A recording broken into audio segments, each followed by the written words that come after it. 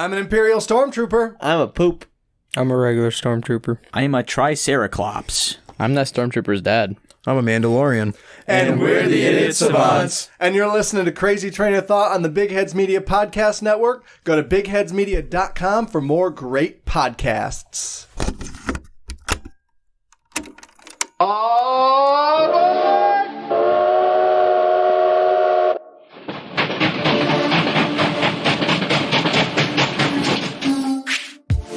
Time to crack open a bottle over your head. Do it, bitch. Hi, this is Sam, swiping left on all the chicks. I just want to see your face leaking. I don't want to see your lips flapping.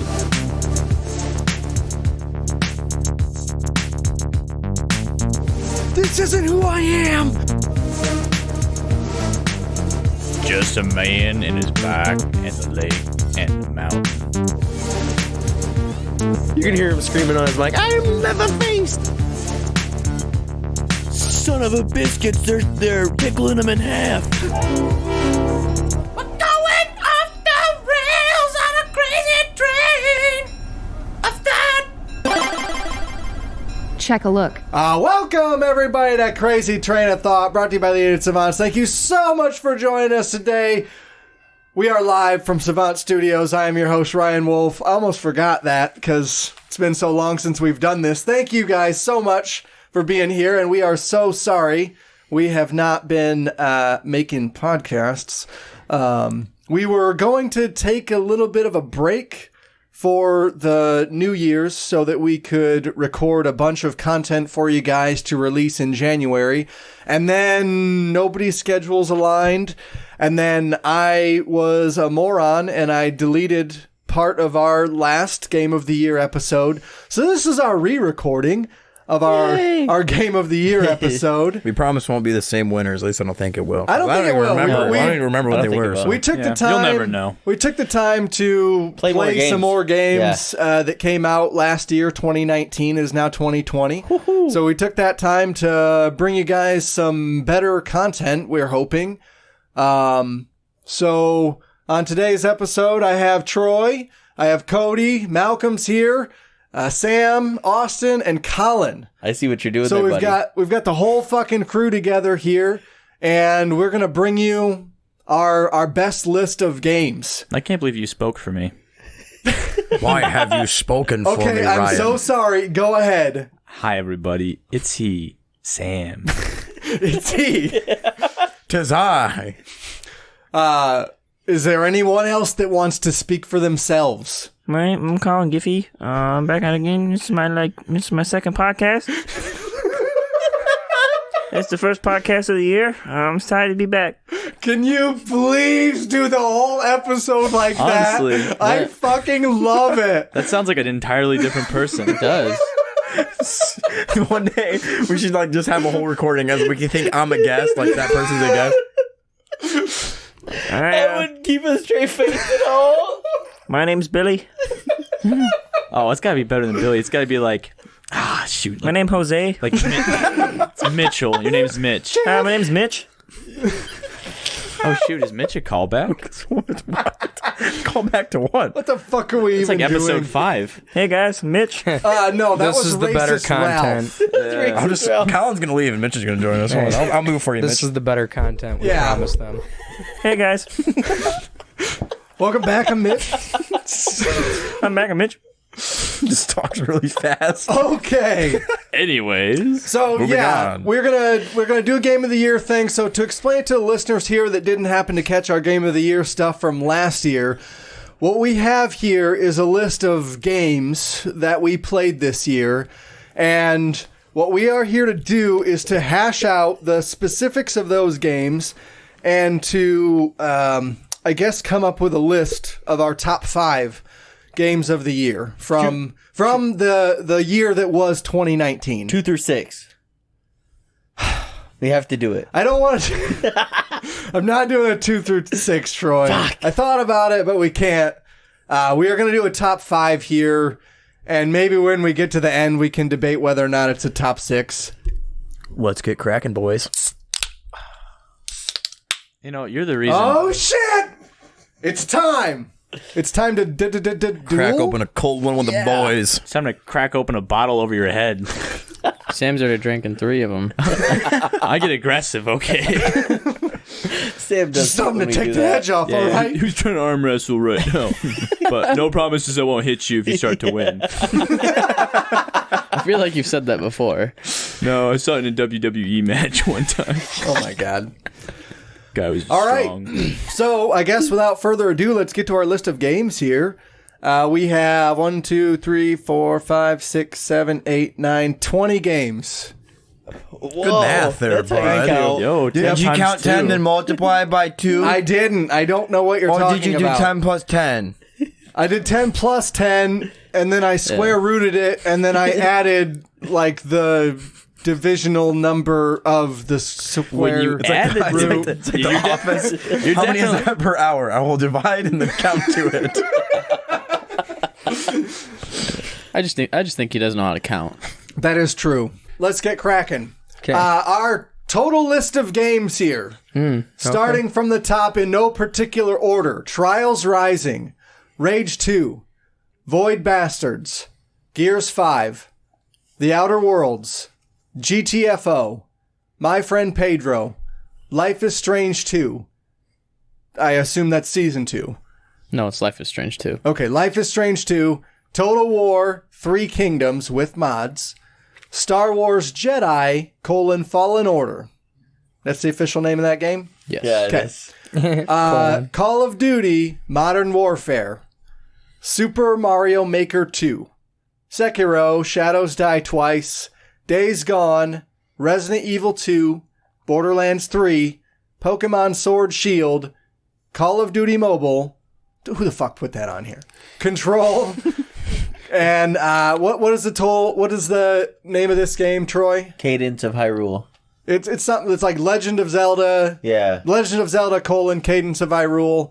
And I missed one of mine, bringing it down from the list. I have Link's Awakening. So let me add that. I don't see Sekiro on that list, Ryan. Yeah, what are you talking about? Are you fucking kidding me? It's You second can't row. I mean, on it's the right not side, at the top of the third. list, but it's on the list. Where is it? It's right side, Right third down. side, yeah, third down. The heck? 2C. Oh, there it is. All right, so I already You know. heard him say it. I've already got 19 of these that can go off the list. So, Ryan, I'm a little upset. You didn't put the colon in Call of Duty or Sekiro. Yeah, put the. Yeah, you didn't say it. Oh, okay. You didn't say the colon. Sorry. Call of Duty Modern Well, Warfare. the Star Wars one is weird Call of because Duty it should be in Colin. a different spot. Yeah, It should it be, is yeah. weird. Star Wars Jedi. That's the Fallen That's the Order. title of this game. So now we get another Star Wars Jedi game. Academy. That was Star Wars Jedi Academy. It should not be Star Wars. Jedi Academy. It should be Star Wars : Jedi : Fallen : Order, and then a semicolon. Just put colons. That's That's a it. semicolon. Semicolon. They should put the Semicolon. colon after Star Wars, Star Wars Jedi colon. and then add an S. It's like a medic game where you've got a Oh, gosh. Oh no! you get sliced open with a No. lightsaber, and then you got to stitch his intestines It's a back VR together. interactive game. Yeah. You got to remove someone's tonsils with a lightsaber. From the colon. Yeah, from the colon. Yeah, we could go in Jesus. through your mouth, but we thought, this would be more expensive. You thought this would be more expensive. Fucking A. All right. Good news, we cooked everything inside you, so...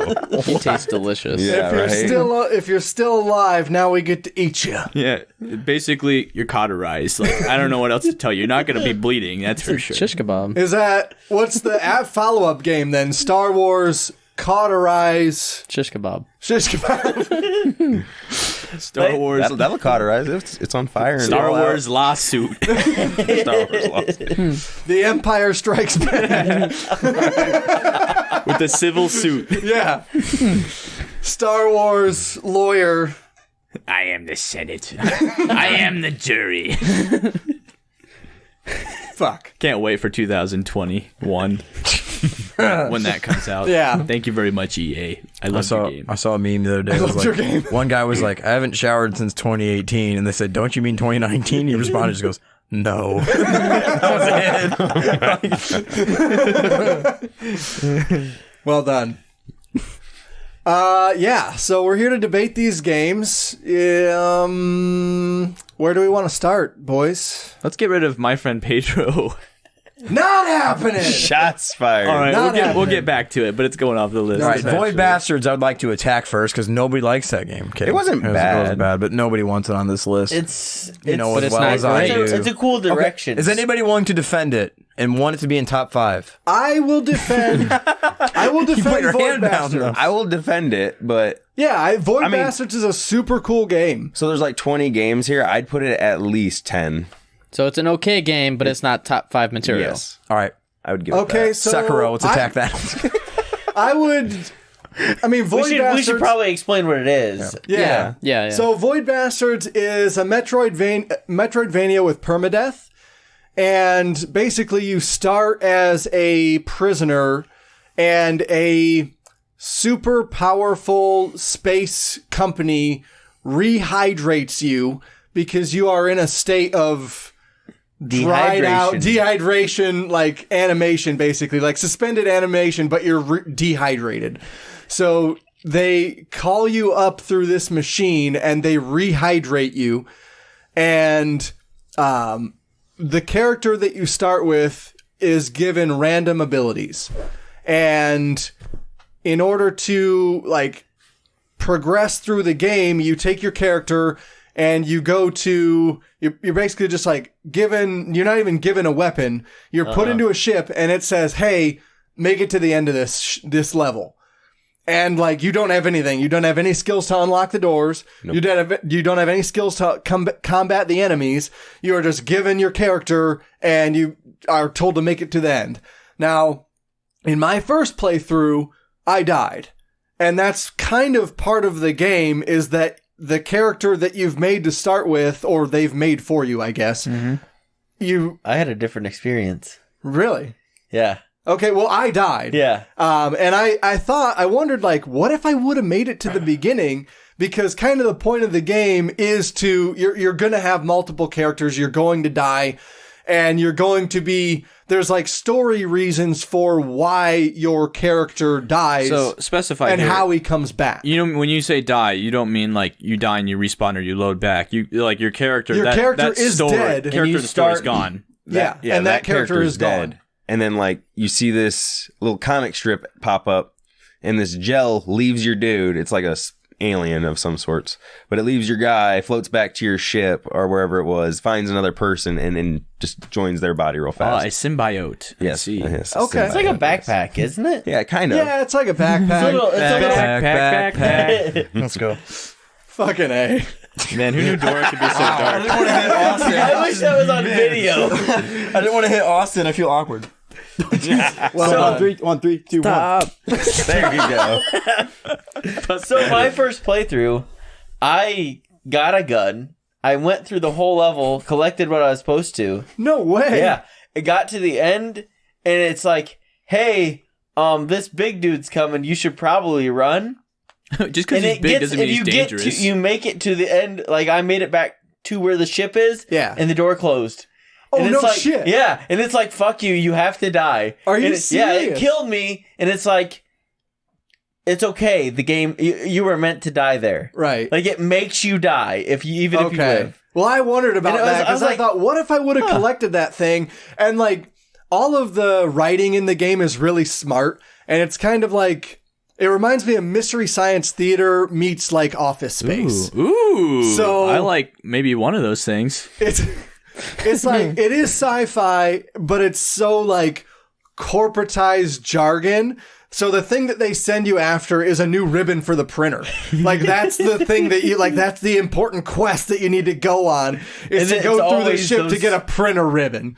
Yikes. And It's always something it's silly always like dumb that. shit Yeah. that you're looking for like that. And yeah, all of the writing is really tight for like why your character is doing what he's doing. And each of the ships, so like after you die and you respawn and you get a new character and you start exploring these ships, each of the ships is like its own little instance of a place you need to explore. And you collect crafting loot as you go through them. And you can also collect like weapon upgrades, and eventually you do get a weapon. You get a handful of weapons to choose from.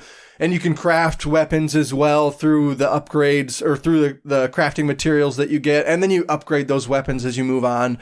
And it's all pretty well done. I love the art style. Yeah. The art was cool. Super fucking cool. Like comic book panes whenever it does cutscenes. That I thought was awesome.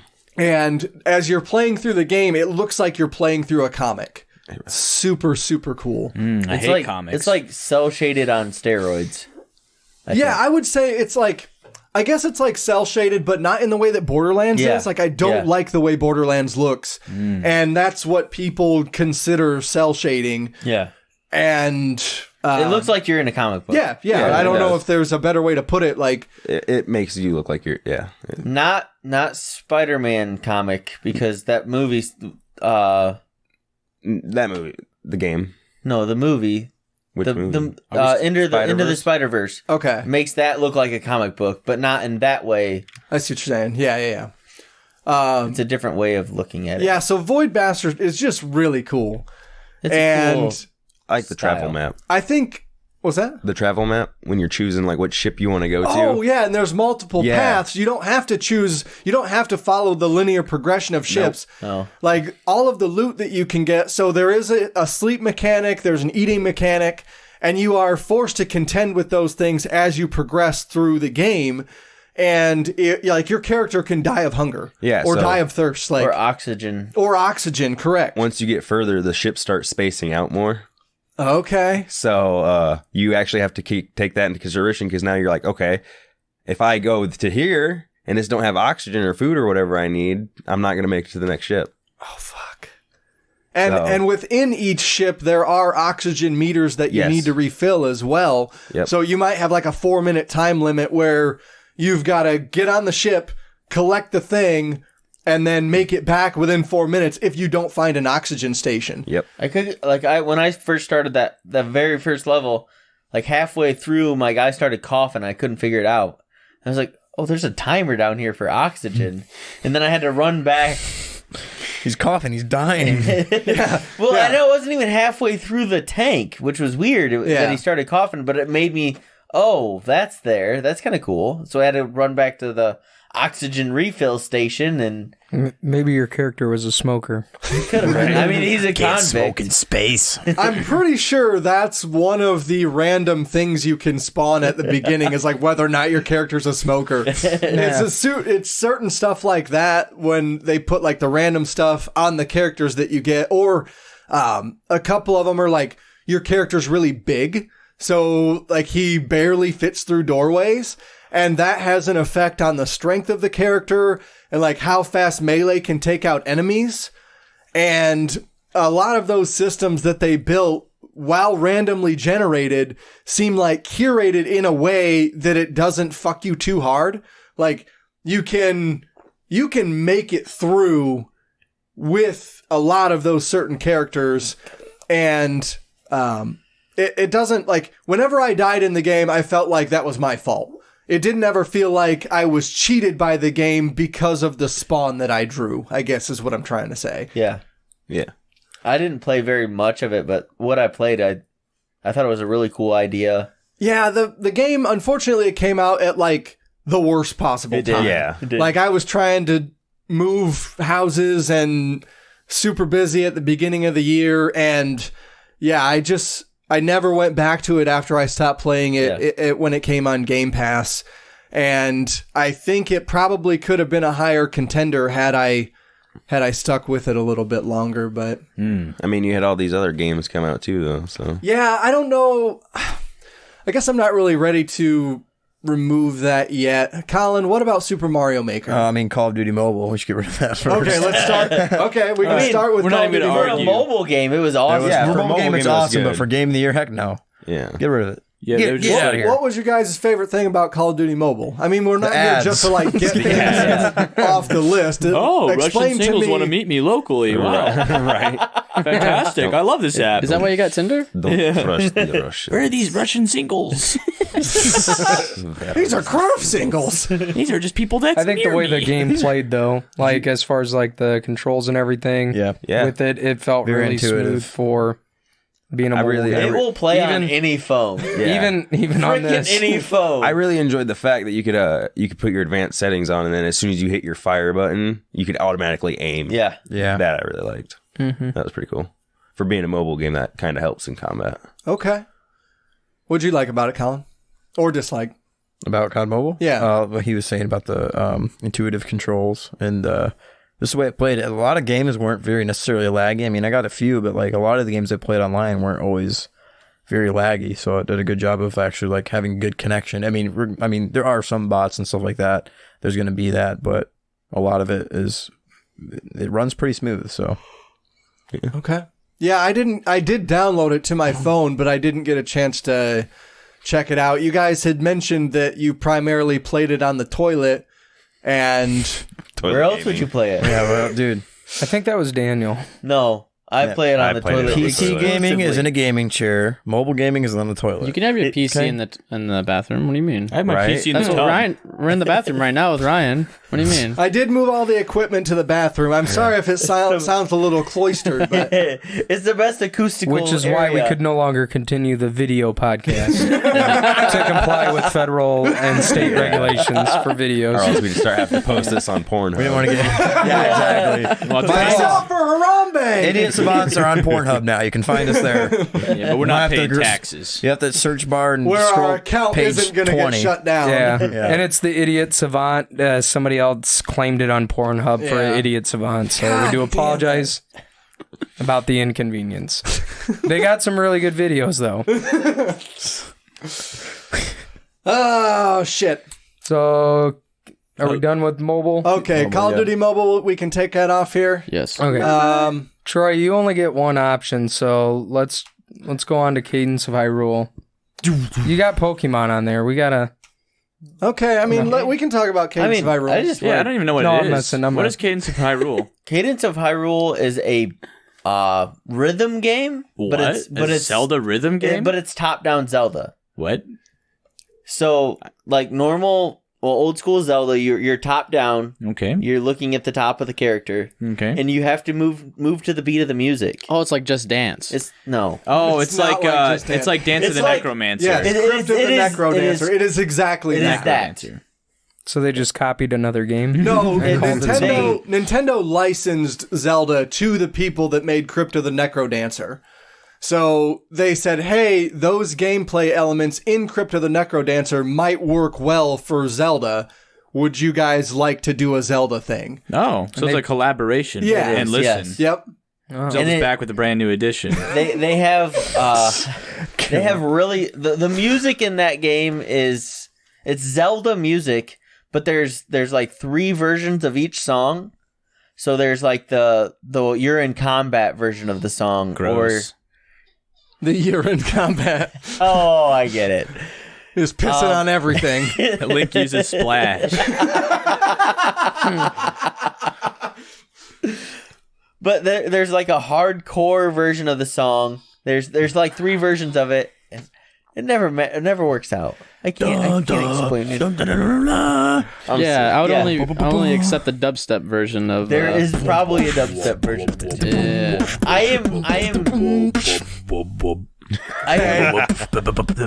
am physically upset that the soundtrack is not released yet, because I would Really? listen to the soundtrack. I can't believe they haven't put it out. That's crazy. This Crypt is a of the music Necrodancer game. took forever. Yeah, that's why I just release play it when the I'm sound- driving. Oh, really? I just Yeah. plug my PSP into the aux cord and just I just play it. It's on through- Switch, buddy. Oh, you mean Switch is what I meant. That's what he calls a Switch. Yeah. I have done that. That's his Switch. And I just play the game while I'm driving.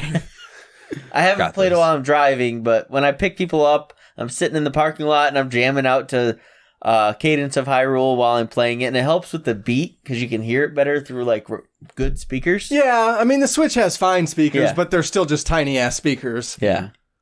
So is that the best part about this game, Troy? The best part is the music for sure. That is definitely like one of Zelda's strong suits. Yeah. Is definitely the music. Is one thing that sticks. A lot of people take a lot of inspiration from it, whether it's just remixing, and if they just capitalize that in the game by itself. I mean, everybody's played a Zelda game, and most people just like the music too.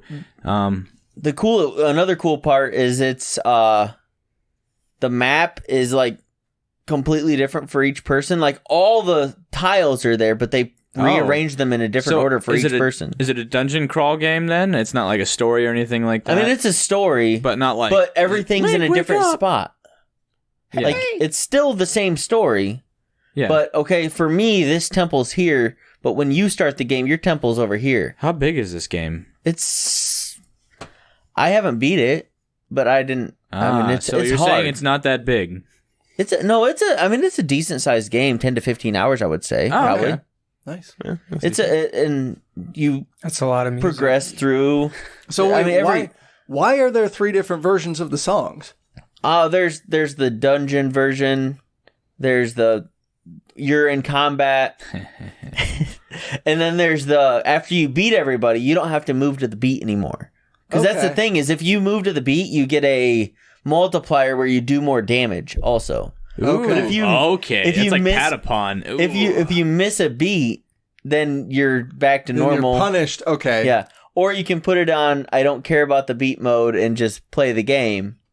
But it's also So wait, is it just free moving and then the beat is just there and you just do whatever? The monsters still move to the beat. But Okay. you don't get punished for Okay. Oh shoot! So it's like Guitar Hero if you didn't have to hit the notes. Yes, That's what I'm saying. It's like Zelda Guitar Hero. Yeah. That's exactly what it is. It's Ocarina Zelda pops up at the bottom. Yeah. and it's the way the time mechanic of it. Like when you're moving, that's when the monsters move. Like they move to the beat. But when you like everything's stopped until you move again. Oh, so okay. It's a puzzle game also. Okay. Where you have to well this guy's got a long sword, and if he moves, he can strike in 2 squares. Right. So you got to move behind him. Like the knight has a shield, so you got to attack him from behind. That makes sense. And he can only move in an L. It's just chess. Chess. No, this isn't chess. Yeah, I'll buy some like that. chess. But Didn't get that reference. it's a really cool concept for a game that I didn't try Crypt of the Necrodancer. I heard good things, but when they said they were making a Zelda one, I bought it the day it came out. I think I pre-ordered it. Game with already good music, and they're capitalizing on rhythm. Yeah, sure. Yes. So the music in the game, you had mentioned that it sounds like Zelda. Are they just remixing songs from Zelda? Yes. Okay, Yes. that's pretty cool. Yeah, that's what I wanted to hear. Yeah. Yeah, They're I didn't want them to invent their own Zelda music because the music in Zelda is already so iconic. That's Like you why don't need I'm to, here. right? Yeah. Like the whole it's all songs that you would recognize, whether they're from A Link to the Past or Link's Awakening or Ocarina, they're all there in different forms. Okay.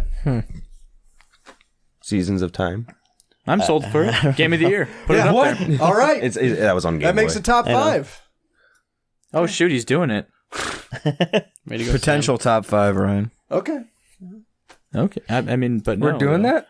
I don't know. We did it last time. I don't care. I'm not joking? making the call. It's Instead not of putting gone. them over there on What potential, do you think, highlight Troy? it. Oh, highlight it? Okay. Yeah, instead of potential, if it's a potential, we should highlight it instead of just sticking it over there. Make it yellow That's for why we you're in brought Cody. combat. Yeah, for your You're in combat. Yeah. No, There we go. K. Oh. Mortal Kombat! You're in combat. 2 M's. 2 M's. Come I on like the back. Okay. All right. Well, if we're not gonna remove that one, what about Total War, Austyn?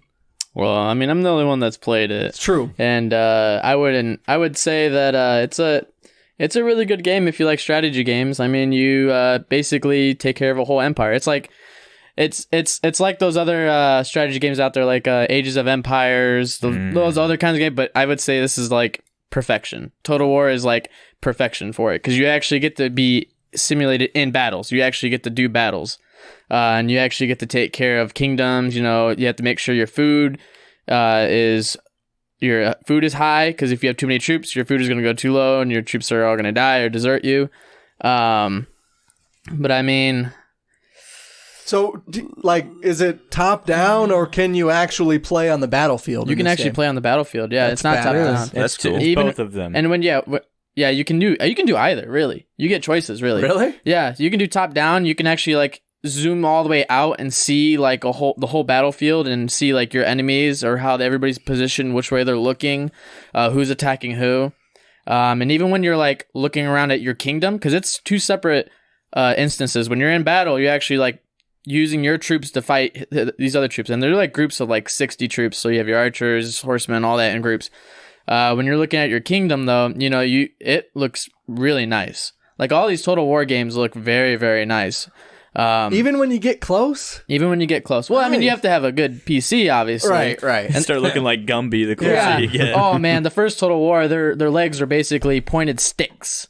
That's all it was. If you had a piece of crap, computer, that's all they were, and it was just nasty. But I mean, they've gone a very, very long way and made their games really well. With Total War 3 Kingdoms, you can actually have your generals duel other generals. Okay. What, like Yu-Gi-Oh? Yeah, they pull out the Yu-Gi-Oh cards, and then there's like, I saw me Blue Eyes White Dragon. No. But Yu-Gi-Oh! Total War. They could do that. But is there a mod for that? Probably, honestly. It says with mods. Yeah. It does. And then that's I'm going to get to that. But you can have them duel each other, and certain generals are better than other generals. But the only bad thing is you don't get to like actually control a single person. Like, okay, you can't like only dating people, I would say. Maybe even people married. What? Anybody else get that? I didn't get Tinder? it. Are you talking about Tinder again? You're only able to control single people. Tinder, okay, yes. Okay. That's a Tinder mod. But you can make them do special stuff, like do AoE damage around them, or do certain... Wait, Age of Empires damage. God damn it, Sam. I'll stop talking from here on out. Yeah, I mean... Yeah, but with mods, it makes the game 100 times better. I mean, like, personally with me, I like all the characters look... They look how they're supposed to look, really, in Total War 3 Kingdoms. In Dynasty Warriors, they kind of took their own how this person would look.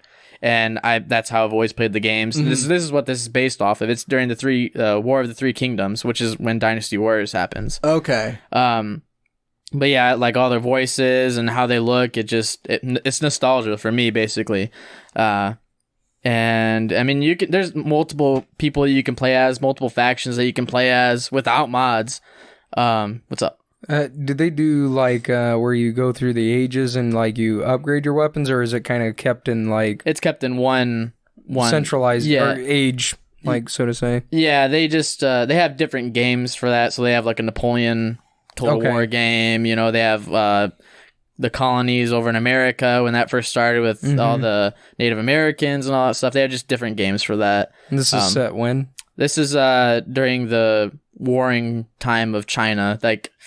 Some dynasty, like 680, somewhere around there. So there's like there's no guns or anything. There's just all swords and arrows. Every what is it? The other games that you like, that the Roman games? Or no, the ones that have the Three Kingdoms battle. Oh, Dynasty Warriors. Dynasty Warriors. That's all based on the same time, right? Yeah, that's an actual time period that happened, and that's what Total War does. They do a lot of stuff that actually happened. So, like with Caesar, Hannibal, like I said, Napoleon.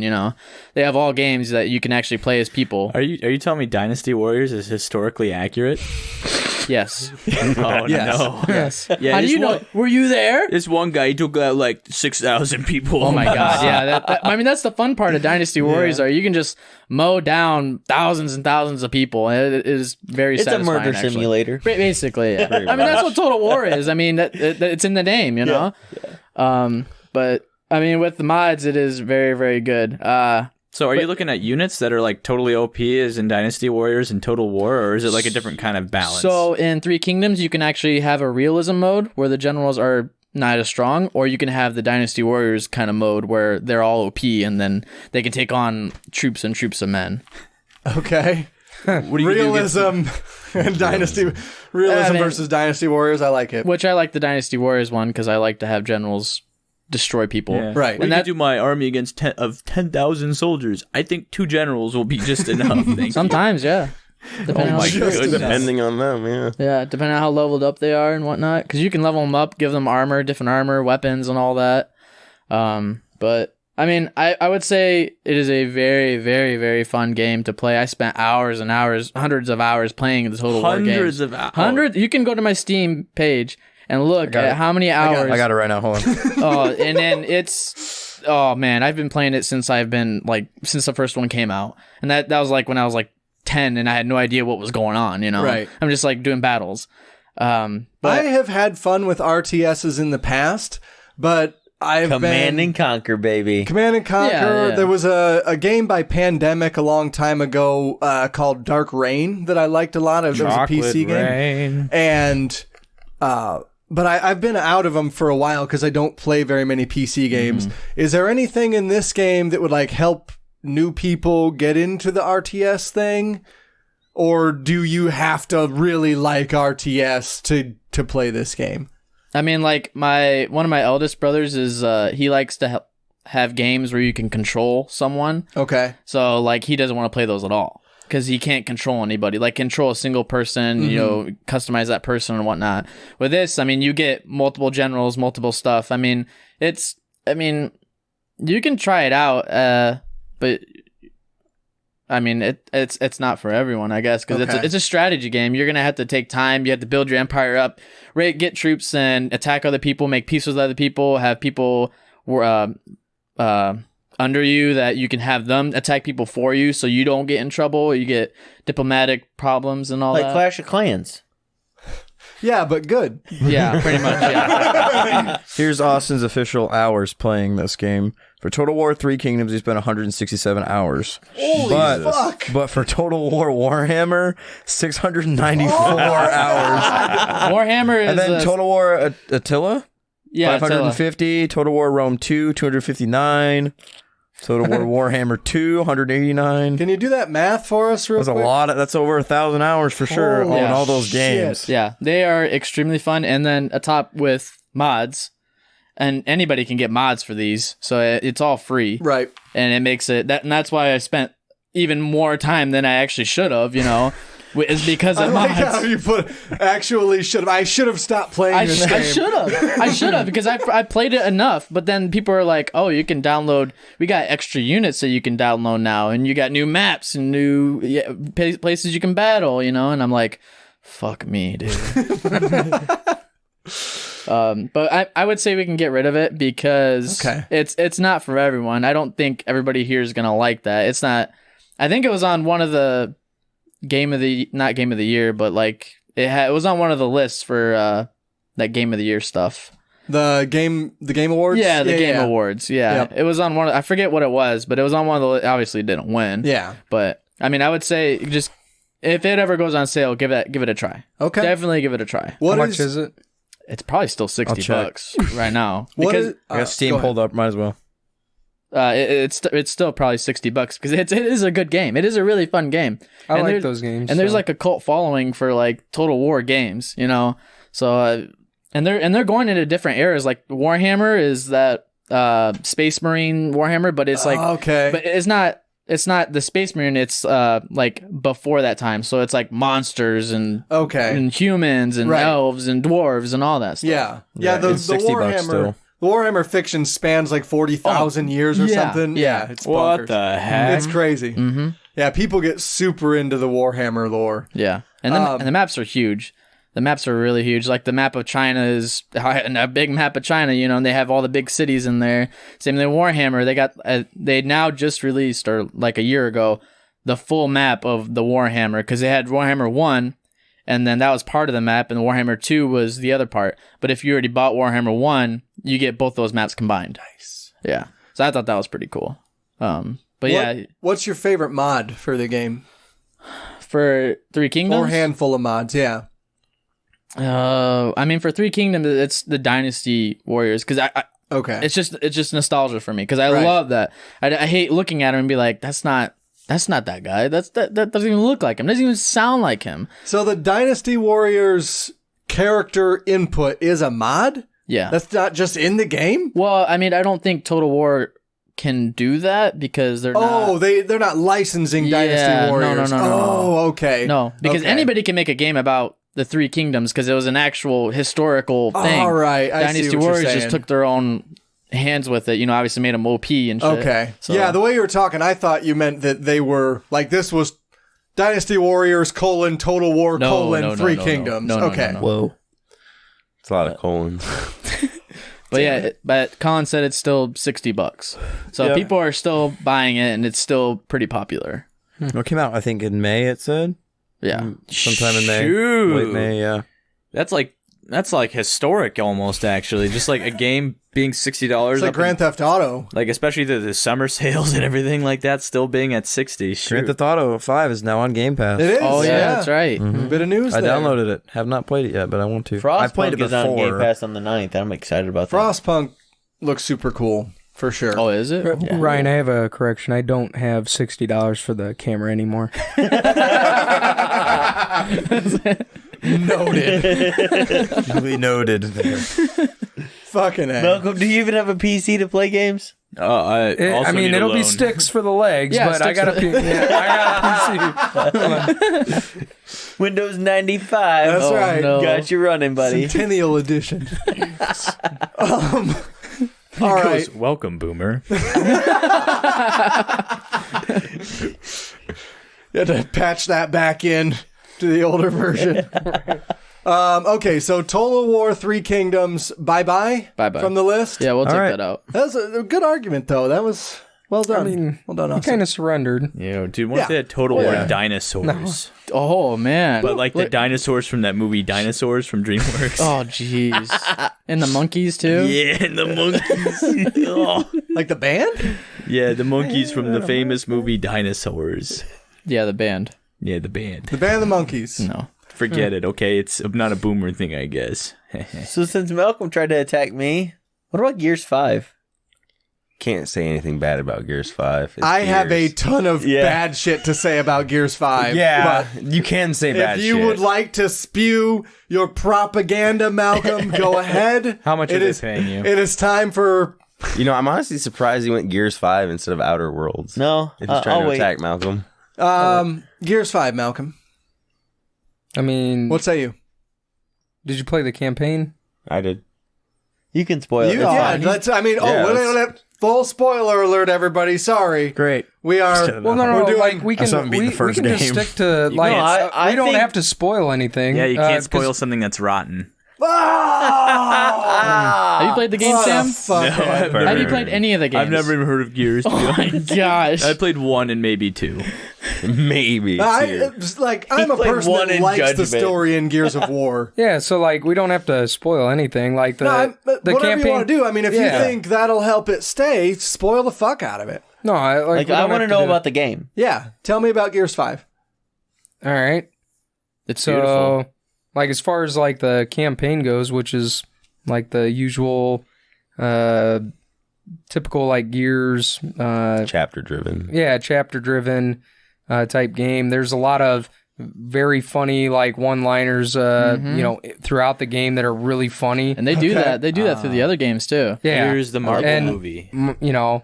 You have your typical Marcus Phoenix who shows up like for the first part like of the campaign and then kind of takes a back seat throughout the rest since this like story focuses around Kate. Focus on Kate, right? Yeah. And so they do some neat stuff. I didn't really do the open world exploration that you can do.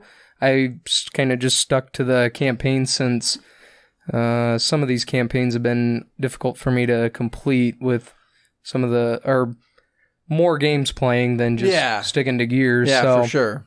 I wanted to make sure I played it, but there are quite a bit of like different areas of the map that you can explore that can add more content to it. I like the way that they took the story. So the story, because you had like, you guys even talked about it, and I was sitting there thinking like, as I was listening to that one episode, I was like, if you just like freaking play the campaign, you would be answering some of your like comments that you were making, like, yeah, first we got Locust, then we got Lambent, then we got this, and there's a lot of good. Motherfucker, I played the campaigns. I played through all 4 games. Did you play Gears 5 campaign? No. And there's a lot of tying together and explanation that they do that's really neat. It's kind of like one of those 3 games too late. Fuck. Were you not interested in the story? No, I am. Go ahead. So that's why I don't want to spoil it for you, because like I don't give a fuck. I think like how they tie it all together is really neat, and the way they explain it makes sense. It's not like generic and just like filler, fluff to just be like, oh yeah, this is why that's that way. Like it actually makes sense. Like they thought about the answer before they just put something down. Yeah. Okay. And actually, like, to be honest, like prior to like going through the campaign, my thoughts were exactly how you guys felt. Like, geez, we have this and then we have that. Like, what the hell? Like, we're just making up stuff. Like, I think that's where you were like flock of leeches. That episode. I do remember that. Yeah, like just flocks of leeches. Yeah, just different things throughout it. So they do a really good job of that. And like I said, just tying it all together.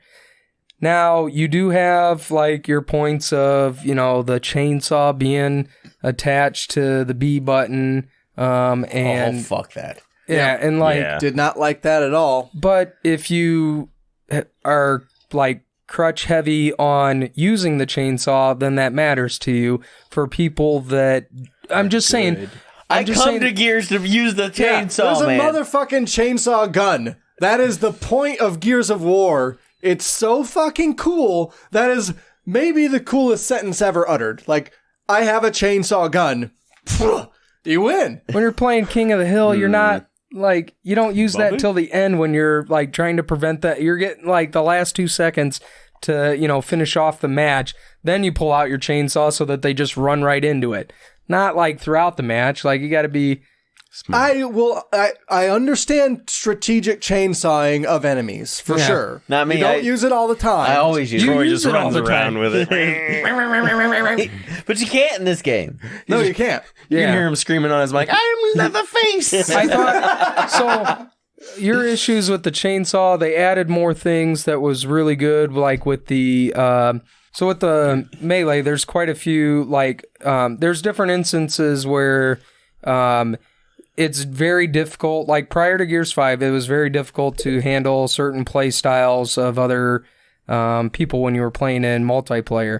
Now with these that added element of being able to knife a character I'm okay with knifing people. Like I've managed to do that a couple times in the multiplayer, particularly in Horde mode when the locusts start coming at you because. You get on, they're on the other side of the barricade and you can just pull them over, which is awesome. Dude, and you can play as Jack.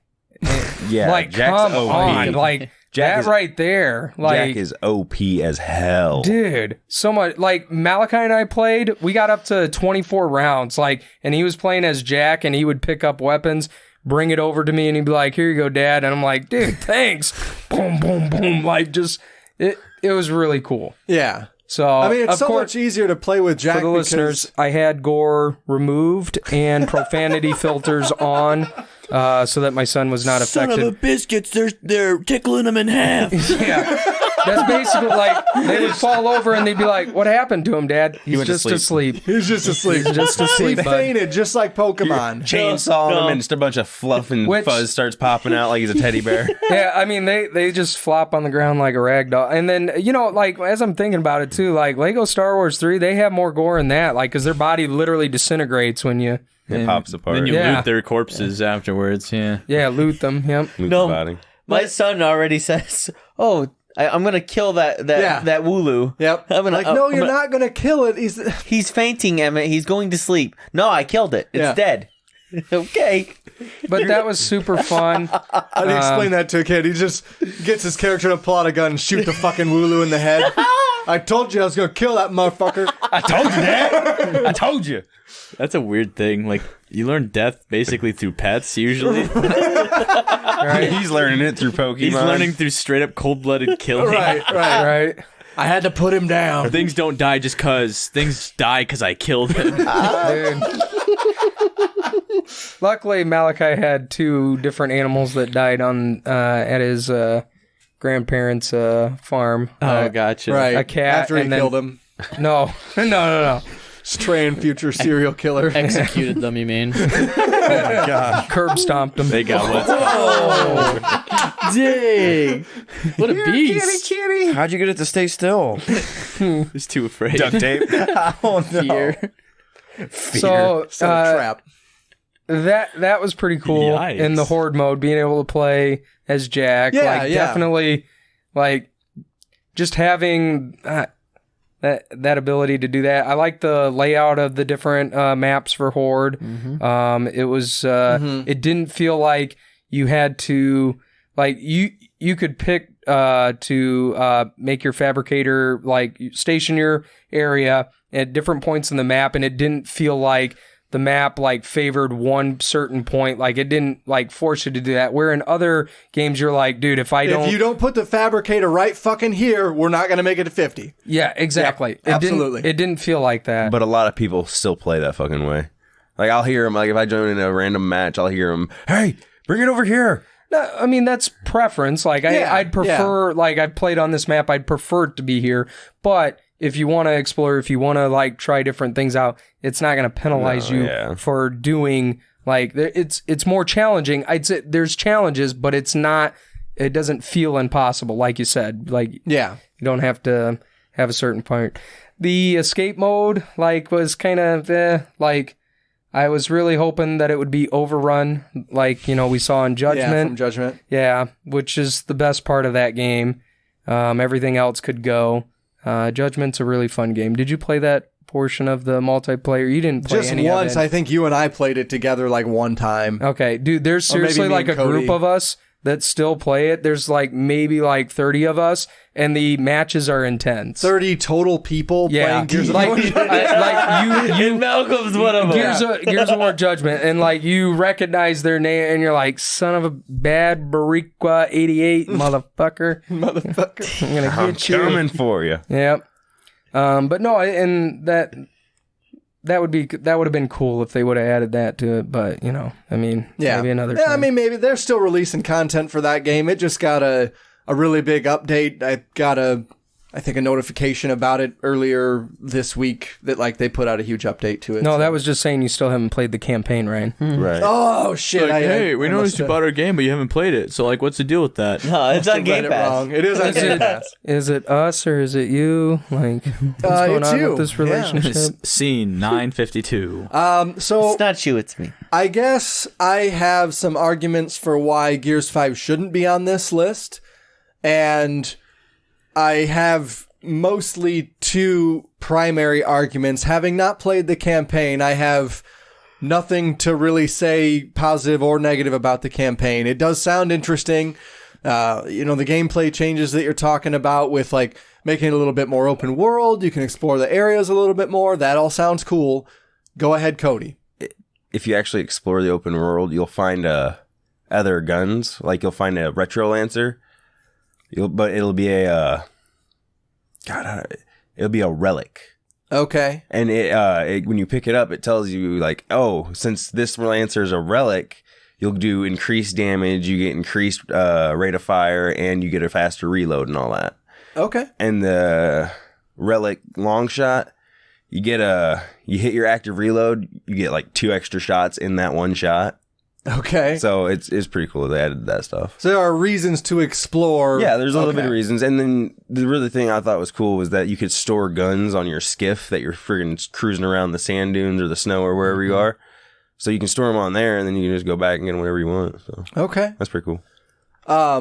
My primary argument is going to come from, one, the microtransaction cost. And I don't know who to pin this on. I don't know if it's on the Coalition or if it's on Microsoft's end, but the fact that I paid them $20 for a skin pack that only covers half the guns, I think is fucking bullshit. Which half? The front or the back? No. So, like, it's like the Lancer, the Gnasher, the pistol, and I think one other weapon for the skin pack.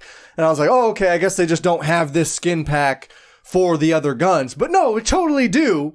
You just have to pay them another $20 in order to get the rest of the skins, which is like the boom shot, torque bow, shit like that. That's pretty dumb. That sounds like a That's not formal a classy complaint you move. need to file with Microsoft. I'm and filing it right fucking now on the podcast. Unofficially, Okay. not So- to their faces. Isn't there a though. way to get them without paying for them? Yeah, there is. No, you have to buy the skin packs with iron, and I don't know how to accrue iron otherwise. How do you accrue iron? Dude, have you ever Playing played Sure, just Minecraft? Playing multiplayer? Are you sure, or Yeah. you gotta do be- actually do that? You got Yeah. it. yeah. You just play. You just gotta Maybe play you it. get it in the And campaign, you but you can't- wouldn't know that, would you? Well, that's what I'm asking. Like, It's like Fortnite. Once you get the game, you can just cruise by It's in the just battle like the pass. rest of them. Like after you, the last one, like after you're playing so many and you're winning no, matches. it's not just like the last one. The last one had loot boxes. This one has microtransactions. Okay. You get So the you accumulate- best of both worlds. You accumulate those right? points, you can redeem them for those said skins. You accumulate iron. Yeah. Because I feel like you're trying to tell me that, but maybe you don't know. You're correct. But I'm assuming, like, Oh, how. fuck off! We need to know the answer to that fucking question. Fine. It I don't think super you- matters. I don't think you because I do. don't think you can. No. I think you buy iron. I don't think you accumulate it in the game. You accumulate scrap, I think. Which you can break down for iron. No. Spare parts, bud. Well, yeah, your spare parts, bud. Right. So the cost of those items, I think, is too fucking high, and it really annoys me. Yeah. The cost of the items in. Go ahead. You Go ahead. you earn it in multiplayer. Oh, okay. Yeah, that's official. Just like So not the campaign. previous. Just like Gears 4. Right, but you can redeem them not for loot boxes this time. You can redeem them for, like, microtransactions. Okay. So which do you like better, microtransactions or loot boxes? Well, I would lean towards microtransactions if it weren't so fucking expensive. But you're a whale. Macro transactions. Thank you. Gotcha. Thank you. Gotcha. I'm just kidding. No, macro transactions is what they are here. Microtransactions would imply that it's maybe like $2. Yeah, Small. $30. So, yeah, and if that is the case, I played a fuck ton of Horde, and not as much multiplayer, but I played a ton of Horde and accumulated exactly 0 fucking iron. Really? So, that's why I said I don't even know how you get iron unless you buy it, because I had to buy it. I have 5, but I have no idea how I got them. And You can't just buy 5. Right. So- yeah, I think it was like 2,500 for $20, and the pack cost 2,400. So I think I have 100 extra or whatever the fuck it ended up being. But yeah, if you can accumulate them in multiplayer, you don't accumulate them fast enough, and that's fine. Except that the main way to get skins then is still paying for them, and they're too fucking expensive. So the time sink is not worth it to afford the skins. So as you level up, the more iron you get. But it's just skins, though. Like, why does that matter in a game? Yeah. Like, that has Because no they had, effect. it does matter to me, because one, I'm a flashy motherfucker, okay? And I want to have a neon glowing whale. I want to have a neon glowing gun. That's and why I will pay my $20 to get all the neon glowing guns, but I only got half of them. Patience is a virtue, Ryan. Yeah. Yeah. Not mine. Like, in 3 years, like, I'll be like, oh, yeah, there's that in-game currency. I'll start redeeming it for... Yeah, it matters to me. I mean, it matters for certain people. I understand it doesn't matter to you, but it does matter to me. It's going to be a couple years later. But this is like... And then...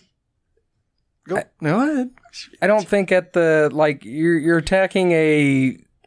Like, this has nothing to do with the story, the gameplay, how it feels. Like, I know you're disliked, but I don't think that that's a good argument to say that it's not Game of the Year Isn't worthy. it super glitchy? Yes. So that was my second point, was Your that escape was... I haven't Escape had... is probably. I Yeah, have Escape. had problems with Horde crashing multiple once. times when I was playing through Horde. Andrew and I played through a couple different times, and it would just kick us back to the main menu. Like, okay, good, we were on level 25, awesome, now I fucking start over. And that is the same shit that happened in Gears 3, it's the same shit that happened in Gears 4. I don't understand how they haven't fixed it yet, but it's still a fucking problem. I was playing the campaign and got kicked back to the main menu. So What? And then in escalation, I mean, you and I played Cody with Rachel, where it was like, this is fucking broken. Nothing about that worked. If you go back to that episode where I talked about it on the podcast, like I loaded in and couldn't see you guys. My guy twice in a row did not load properly. My guns were just floating in the air and my character didn't load. And then I couldn't see either of you, yet I could see the people dying as you shot them, but not you in the map. And so that made it super difficult to try and finish the map. Was their game good? Or was theirs doing the same thing? no, Ryan was invisible. Yeah, Ryan was. So it was just him. Yeah. Oh, so it's just a you problem. I mean, most of my problems are just me problems. I played multiplayer. I didn't play the escape mode because I heard that was just doo-doo. I didn't have any glitches. The escape mode, like I said, fucking broken. Nothing about that worked. And I ended up finishing a map by myself. I mean, Cody and Rachel were in there, but they were downed. Yeah. So, like, how the fuck do I help them if I can't find them? And they could see me, and we were talking on chat, so they're, like, trying to steer me around. And, like, I'm right by you. I'm right by you. Press X, press X.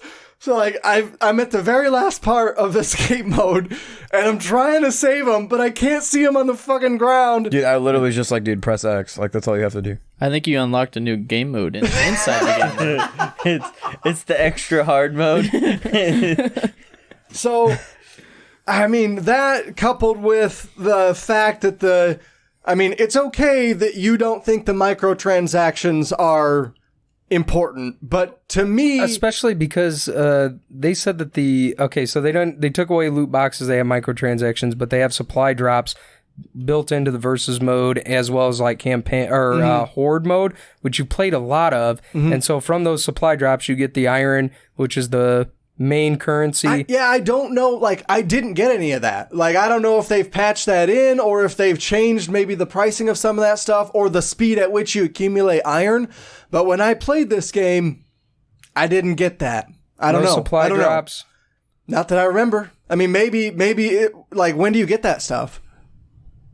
Is it after the match, or do you got to go somewhere else? So there's like, so I'm trying to think like exactly, because I don't care about that stuff, so I don't look for, like, I'm not like, oh, hey, there's a supply drop. But there were different parts in Horde where you could supply power to these different generator, or you know what I'm saying, on the... Right, no, I did that a fuck ton. Okay. But I don't, like, do you know where to look for that? No, is that an after the match kind of thing that you accumulate that after? Because I definitely was, like, doing those every match of Horde that I did, and I assumed that was some shit in the match, like, you'd get more points in the match, but I don't know. Like, if that stuff is there, and I have accumulated that stuff somewhere else, then I think the game needs to make it more clear that happened.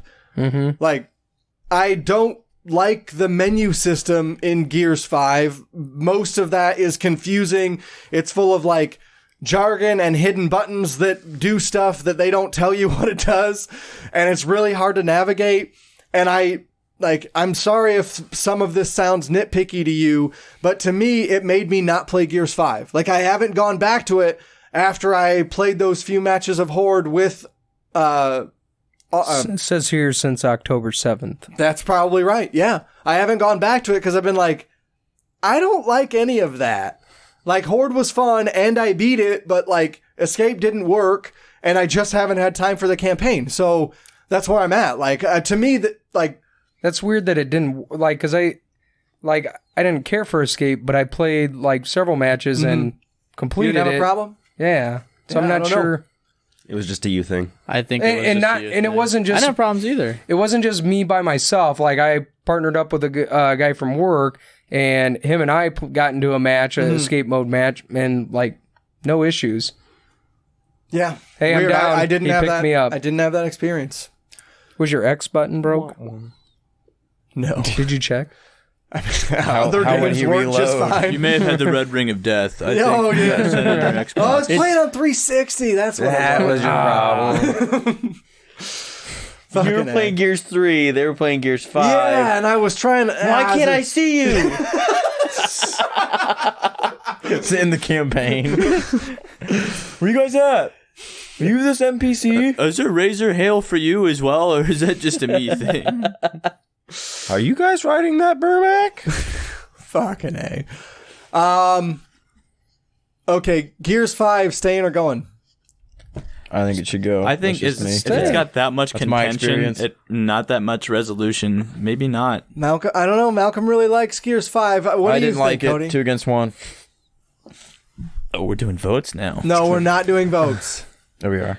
Everybody gets a vote but Sam. How are we going to get through this any other way? Yeah, because I'm not a Right. gamer. Gears 5 was fun overall. I haven't fully beat the story. I got like part of the last chapter left. So I can't say much for that, but I have no problems with it. Like I said, I think it was just a you thing for all those glitches, but Okay. it's like the game scene. You spent that money and it was like, we're going to fuck with this dude. Yeah, this guy's already a sucker. Right? might as well just fuck with him for a little We already bit. got his money. He doesn't need to play the game. Right. But like I said, I enjoyed the whole how they made the campaign open a little more. I mean, you're still set on a path. Yeah. But they did make it to where you can explore the map. And I like the whole travel mechanics. That's really fun. The skiff thing is awesome. Like I said, you explore, you find the how in the old games you'd find that the Red Skull logo, and then there'd usually be like cogs near it. That's how you find the relic weapons. Okay. So, but I mean, all in all, it's a fun game, but And we've got some pretty heavy hitters here. yeah. So maybe we come back to it. Okay. I don't think it leaves. Like based so on 2 down. Yeah, no we've offense. gotten 2 off the list so far. Maybe a little bit of an abridged selection. Let's weed out the weakest links here. Okay. We can just wait till Let's- Malcolm leaves and then we let's, can get rid of Gears 5. take a break real quick, and we'll be right back with some more discussion right after this break. Hey, what's going on, everybody? It's a Nerd And Nerdette. from the Voice of Misery podcast. If you want a show that's about pretty much anything, it's a variety show about life, love, mental health, the pursuit of happiness, and a ton of different interviews going from Karen Parsons to Ava Devine and other various adult film stars to just random people on the street that I think are interesting. You should give us a shot. Voices of Misery podcast. Voicesofmisery.podbean.com, at Voices of Misery on Twitter, and Voices of Misery anywhere and anywhere you can find your favorite podcast. Give us a shot if you're not easily offended. Hello, everybody. Welcome back from break. We're going to get right back into this thing. So, what game we taking out, boys? I think Link's Awakening, because that's an old game. It's a remake. Okay, so Link's Awakening was one of mine. I put that on here because I love everything about the art style, and Cody does not.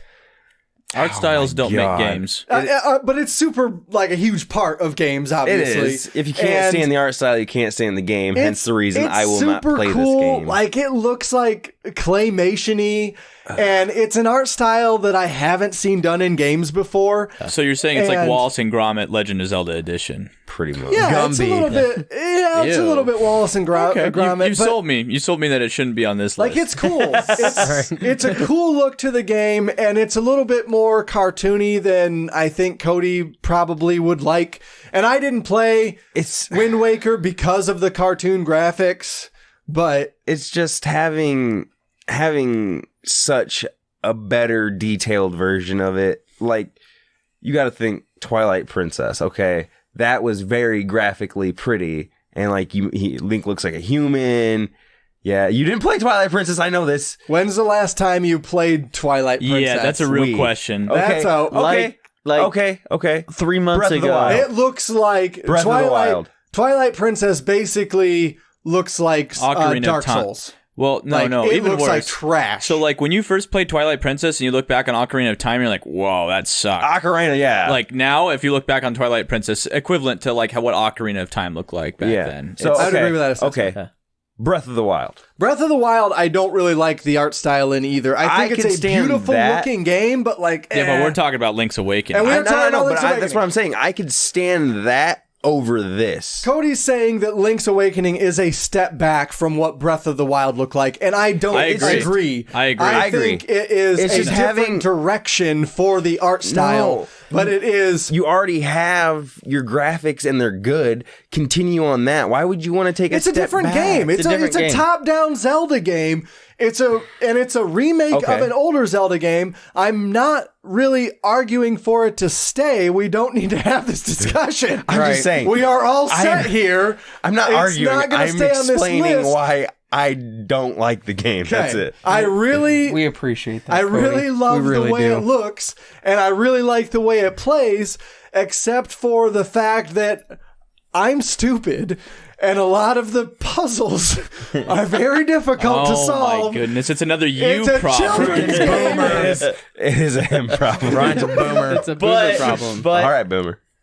Scratch it from the list. Another thing that's bad about this game is there's 2 black bars at the top and the bottom. Oh, yeah. Or blurry bars. Yeah, because the Switch can't handle the graphic fidelity of a cartoony game. It's so bad. Like, it's crashed the Switches before. I've seen it. Wait, it can handle Breath of the Wild, but it can't handle Link's Awakening? So they did not I guess try. No. Try. Even the system is saying the graphics are so shitty. No, they're not shitty. They look good. It's a good looking game. They didn't optimize the game well enough for it to run on the Switch. So at the top and the bottom of the screen, there is a blurred bar, and it fades into looking nice. And I'm pretty sure it's because the Switch can't handle everything that's happening on the screen. And it is also when you're in the main world, like the exploration hub world, there aren't really any load times. So as you move up the map, it just loads those in real time. And it is laggy as fuck. So you're telling me the frame rate drops down so fucking low. I'm like, Jesus fuck, what are they doing? How many versions of the Switch are there? There's only just the one, right? Well, there's essentially the Switch 1 and the Switch 2. And is the Switch 1 more powerful? Or Switch 2 more powerful? The Switch 2 isn't really more powerful, but it has a better battery. Yeah. Gotcha. So you're telling me they made a game that doesn't even work on the exclusive console that they made it for? Correct. That is what I'm saying. So I think there's a lot to like about Link's Awakening. I didn't play the first one, and that's because I don't like the way it looks on the Game Boy. So to see what they've basically done is taken the Game Boy graphics and turned them into HD. And it's super cool the way it looks. Yeah, but I just looked at a picture. It does look pretty neat. But that doesn't, with the other issues that it has and me being stupid, I think that maybe it doesn't stay. It pulled a Sam High School thing where it's let's do this project and you've got a week to do it. But let's freaking just make it a masterpiece that'll take several years to do, even if you got it done. And they're like, yeah, turn it in. And it's oh, this is a pile of crap here. Thank you. Garbage. It looks pretty, but what did you do with it? They talked about it at E3, and that was maybe the Game Awards last year, I think, was when we first heard about it. And then they said more about it at E3.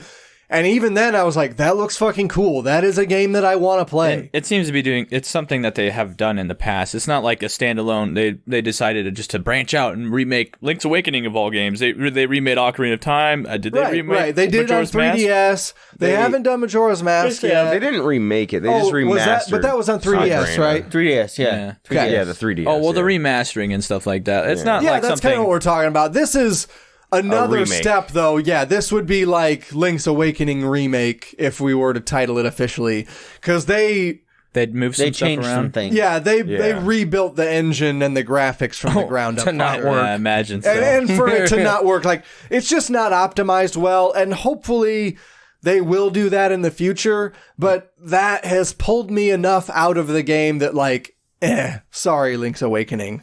Okay. You do not stay on this list. Kill it. We've got too many good games. All right, let's take control of the situation. Yeah, who here played Control? I've seen them play it, and Right, it's go ahead. actually Control looks is really freaking nice. amazing. So fucking good. I heard it's good. Let's pick a Holy different shit. game. Okay. So, all right, top 5. Okay, we still have Super Mario Maker on here. Yeah, Bowser's Big Which Bean did better Burrito. than most of the games we have on this list, according to IGN. But according to IGN. But We're not IGN. I think you're the one that played this game primarily. I didn't play a whole lot of. I mean, I played like a lot of it for like 3 weeks, but after that, I didn't play it a ton.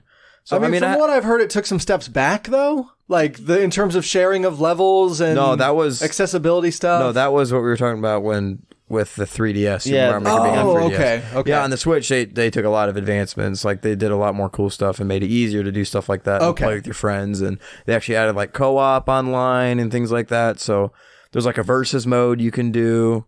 Like me and Mike did a versus mode, and you have to try to get to the end of the level. Who can get it to the end? So you're like racing each other? Like racing each other. Yeah, nice. So it's like some trial shit. It's pretty fun. I never really spent a lot of time customizing, so I couldn't really say that. Like I had a lot of experience with that, which is what the game's basically made for, other than just playing the levels. So I couldn't say what's too great about like customization because I didn't do a lot of that. I know they added a lot more like tools to customize, like slopes and things like that. So, yeah, I'm not 100% sure about the customization, but definitely playing the levels was so much fun. Obviously a lot like it's like kind of like Dark Souls raging, like you rage so hard until you finally beat it, and it's really satisfying. But definitely probably wouldn't make top 5. I don't know enough about it to defend it, especially the main part of the game, which is customization. So okay, we can go ahead and take it out. Fun game, great game. Worth the buy for sure. Did you get to make any levels? I didn't. I'm not a very big creative guy. Oh, okay. Gotcha. And I'm not very sadistic when it comes to things like that. Sadistic, which you kind of have to be to make Mario Maker levels. Yeah. Or you can make fun ones. Those are cool, but like a lot of the tough ones, people are like they basically make fun of you when you're losing. Got like a 0.001% clear rate. Yeah. Okay. Damn. I can go ahead and take another one of mine off. Stranger Things 3, the game. I liked this game a lot. I bought this game as soon as the third season came out, and they are kind of meant to be played and or watched in conjunction with one another. So what the game does that's super cool is flesh out parts of the story that the show doesn't. Isn't that the point of the show, is to flesh out the story? Well, you only have so much screen time, right? Okay, like there's only so much stuff that you can go into in the show, and that's the source material, though. Yeah. Okay. So the game follows the story of the show. Yeah. And I didn't beat the game, so I'm not sure like how much of the show is in the game. I assume it sticks pretty close based on some of the videos that I've watched. Mm-hmm. It looks like a lot of the stuff from the show gets recreated in the game, but it just does a better job of like at the beginning of the show, when the kids sneak behind the movie theater or behind the mall to get to the movie theater, like that's a whole level of the game where you've got to like dungeon crawl and defeat enemies and do some stuff behind the scenes to get into the theater.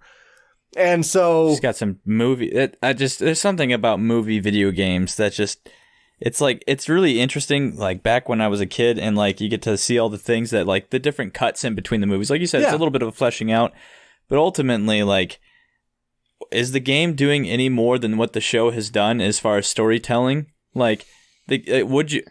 Yes. I mean, I would say, is the game needed?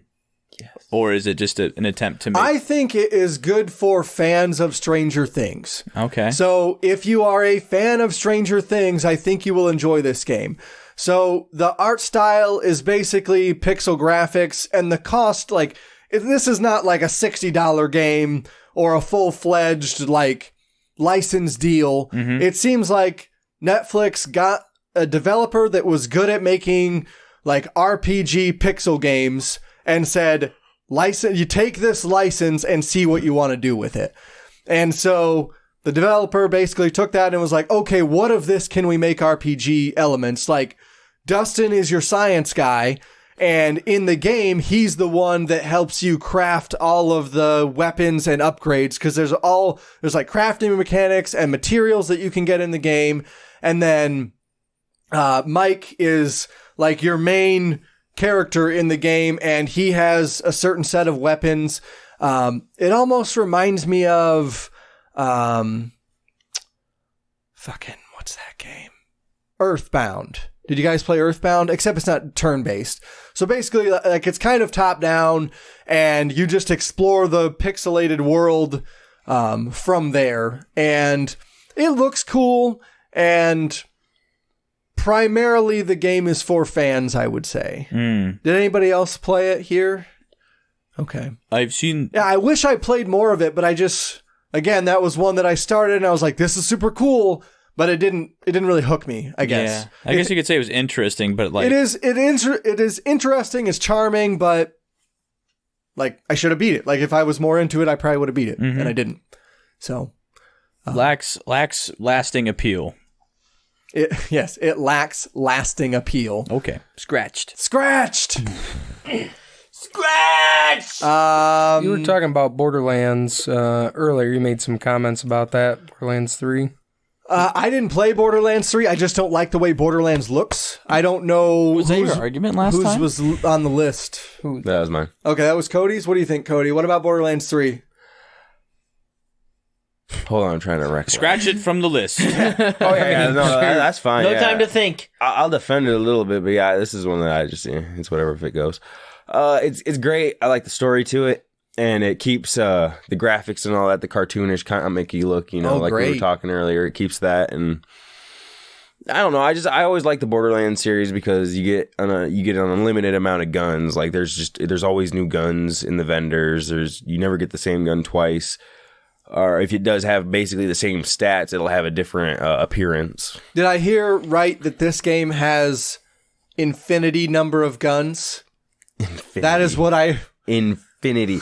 It has a... in the game, there is a program that random generates guns for you. So when you go to the shop, every 30 minutes, it randomly generates more guns to take, and it takes all the ones that were in it out, and it just throws all these new guns in that have... There's no way it completely has... different... There's no way it has an infinite. There's only so many infinity. There's only so many combinations and permutations you can make with the programming that they've put into it. Unless those permutations and combinations are also ran by an algorithm. But there's only so many options. Like, okay, so say there's a flame, so many you viable can make options. it make new options. Like what? Infinity guns. There's no way. There's no way. How do you know? Well, because it's programmed in there. So okay, so what does the gun do? It has fiber, or no, it's like a... No, you don't has understand. a scope, and it's got explosive bullets, and it randomizes all these different attributes about the gun. Right. But is there infinite sort of infinite's a big thing. So there's no way they have that many sort of... They've embedded an AI, and the AI thinks of new things in the game to... Literally, make new guns. There would have to be an infinite pool of resources that they'd have to an infinite pool of attributes that they'd have to be able to pull from for this even to work from one of these categories. Yeah, dude, there's no way. Selling point. They're full of shit, and we know it. Yeah, stop talking about it. We don't have time for this. I would just say, it doesn't make sense. May or may not be infinite. You're full of guns. shit, Gearbox. Well, yeah. Mostly they are. I've never had duplicate. I've had guns that look the same. I'm sure but there's tons. The stats will be different. I've had ones where the stats are the same, but the gun looks different. Stats are the same, but you get a fucking underbarrel shotgun instead of an underbarrel rocket launcher. Shit like that. So mostly the same, though. Yeah, it has generally the same concept, art, and all that, and. Infinity minus infinity plus maybe 40 guns. No, there's literally a shit ton of different guns. Yeah, I'm sure there's maybe hundreds, if not thousands. 100,000s. Yeah. Oh, okay. I could even maybe buy hundreds. This is not a math podcast. I'll look it up. I don't even know what infinity is. But it's not a number. So not top 5 though. No, I wouldn't give it a top 5. We put it in the top infinity. It has a good story to it. I like the story because it brings in characters from the other games because you never play as the same characters in the games. It always gives you 4 new characters to choose. So while playing in Borderlands 3, characters from 1 and 2 are making appearances in here, and I just like that. I like how it plays into its older games and it makes references to them and shit like that. So, but yeah, as for top 5, I wouldn't. It didn't blow your mind anywhere. I mean, it was cool. A lot of the 4 new operators, I like their abilities, and a lot of the perk trees, like the skills in their trees that I like. Gotcha. So, but you were playing it and you enjoyed it, but you weren't like, this is a good game. Like, I can play this game. I'd say it was good. I wouldn't say infinity. I'd say, yeah, this game is good, and definitely probably going to be some DLC coming out. Okay. So, but as for top 5, I wouldn't. All right. We got rid of the other remake. Who played Resident Evil 2? That would also be Cody. Oh. I thought, didn't somebody else play it? I bought it. Are you serious? You haven't Good played it for yet? you. I did not play it yet. Buying it does nothing if you don't play it. Yeah. What? It sits on his hard drive. It takes up space. Takes Bingo. up space. Yeah. Of my and you 8 gave people terabytes. money for no reason. No, it's like $11. Well, I heard it was like Dead Space, and I fucking love Dead Space. Dude, So Game of the year. It is 2020. because you're stuck in a freaking police station. So as you're perusing through the police station, if friggin' you can run obviously, but your controller standard set is set to walk. So as you're perusing through this police station, you're walking around and whatnot, but you don't know what's coming around this corner. And like fucking rabid dogs will jump in through the windows after you've made it so far through this corridor, or this big dude will blow through the fucking wall. It sucks. Because you're like half this game. you're not selling this well. Hold on. Half this game you are spent running from this big motherfucker called Nemesis. the Tyrant. Right? No, Tyrant. Oh, okay. Nemesis is being brought in Resident Evil 3, Okay. which I'm super stoked about that one. Are they even doing that one? Yeah. It already has a release date and everything. Okay. But I've always enjoyed the Resident Evils, and I like the remastering of this because in the original 2, you couldn't move and shoot. You just It's tank controls. Right. Yeah. I didn't They like took out the tank controls, Yeah, which is a pretty big. much. That's the giant leap that this does. Is it? Yeah, because They rebuilt the game from the ground up because of the controls. Okay. But yeah, that's one thing I really like because I mean it was so hard to play through 1. Well, I didn't even play through 1. I watched my brother play through 1.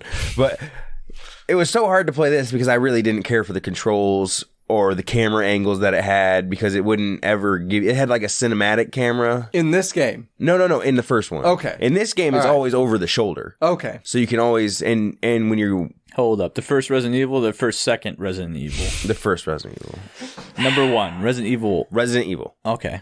Number 2. This is number 2. Okay. Because Resident Evil, your main character would be Chris Redfield and Jill Valentine. And then Resident Evil 2 takes place with Leon Kennedy and Claire Redfield. And then number 3 is Jill's story. Number 4 is Leon. And then number 5. I know. Number 5 is Chris's. And then number 6. Leon's. it's an old enough game that a lot of people have played it. Yeah, a lot of people have played it. Right. And a lot of people like it. It has, you get a bunch of guns, you know, you can... Infinity guns? No, not infinity guns. Yo! 1 billion. Yeah, just That's $1 pretty billion. cool. I'd take $1 billion, honestly. That's actually what it is. No, but... No, like he's right. Like, It's like that scene from The 3 Matrix. has 1 billion guns. Okay, billion. No, it's just really cool. That's a definitive number. I need guns. It tells Lots of you what guns. you have to do, but it doesn't give you like, oh, you gotta go here. It tells you like, hey, you need to go to the captain's office to get this key, but it doesn't give you a pathway. You have to open your map, flip through this map to find the captain's office, and then try and chart a path to the captain's office, And run like a hopefully, bitch. and run like a bitch, basically. Like I Yeah. can't, like the whole time you're just balls to the wall running if Yes. you see this big dude. Everything's chasing you. Yeah, pretty much. But no, I really liked it because I was walking down this hallway and just like all the lights are out, so it's dark in there, and like you'll see the lightning will flash, so it'll light up the hallway, and it gives you a better view of everything. And I was walking, and just as the lightning cracked, a freaking Liker jumped off the ceiling onto me, started eating me. And I'm not gonna lie, I freaking jumped in real life. Scared me like a little bitch, but it has a good scare. It's very good if you like to get your heart going and get a good scare going. I would highly recommend it. There's but- also a mod for it that randomizes everything. So you pick up it looks like a gun, but you pick it up and it's just boards to board up a window. I would be so pissed. And it randomizes the enemies too. So so it gets you go to up. shoot the enemy, but it's you, and It's actually and you're the enemy. game over. And you scared yourself. Is there a reason it should stay on this list, Cody? I mean, what you're saying with it being rebuilt, that's super cool. Yeah, it's kind of what they did with Link's Awakening. They took what they had. Well, no, I can't say that. Never mind. I was going to say they took what they had and made it better, but with Link's Awakening, they took what they had and just crumpled it into a ball and tossed it to the can. For me, in my opinion. Yep. But with this, I like what they did. They made it better. The graphics are 10 times better than what they used to be, obviously. Because back when it came out, it was on PlayStation fucking 1. Right. But is it top 5 better? I wouldn't give it top 5. Okay. I would give it 7. Okay. Okay. Well, we're not going to 7. I know we're not going to 7, So- but still. Maybe 6. Goodbye, Resident Evil. Life is Strange 2. Life is Strange 2. Okay, so it's a episodic game, so it came out in like a span of a year, which really sucks. So you got one episode that's 2 hours, episode 1, 2 hours, and then so on and so forth is 2 hours, but they're like 3 months apart. That's what really sucked about this. So I waited to buy this game, and that's what a lot of people do. So when they're releasing this game, they're not getting their money back because people are waiting to get it like at the end. And it's like the Telltale games. It's basically like that. You just choose what you say. It gives you a little bit of freedom to walk around, choose what you do. I mean, a lot of your stuff that you do affects your little brother that you're taking care of, that you're running away with, because it turns out your little brother has superpowers. Because in the first Life is Strange, you're able to reverse in time. So that's what her power was. And then in this one, your little brother gets like telekinesis powers. And basically, you get in trouble with the law. Officer kills your dad. Your little brother goes crazy and kills everything around him. Yeah, and he doesn't remember it. He doesn't remember anything at all because he just went crazy. All that. So you're basically running away, and you're dealing with a lot of real life stuff that happens. Like they're both Hispanic, also. So you don't play as your guy with the superpowers, you play as the brother. Yeah, so you can tell your little brother to, hey, levitate this thing, or hey, I need you to kill this guy, you know. And at the end, it all ends up on his morals, because there's 4 different endings, and then 6 like there's 2 more endings that kind of affect 2 of the other endings.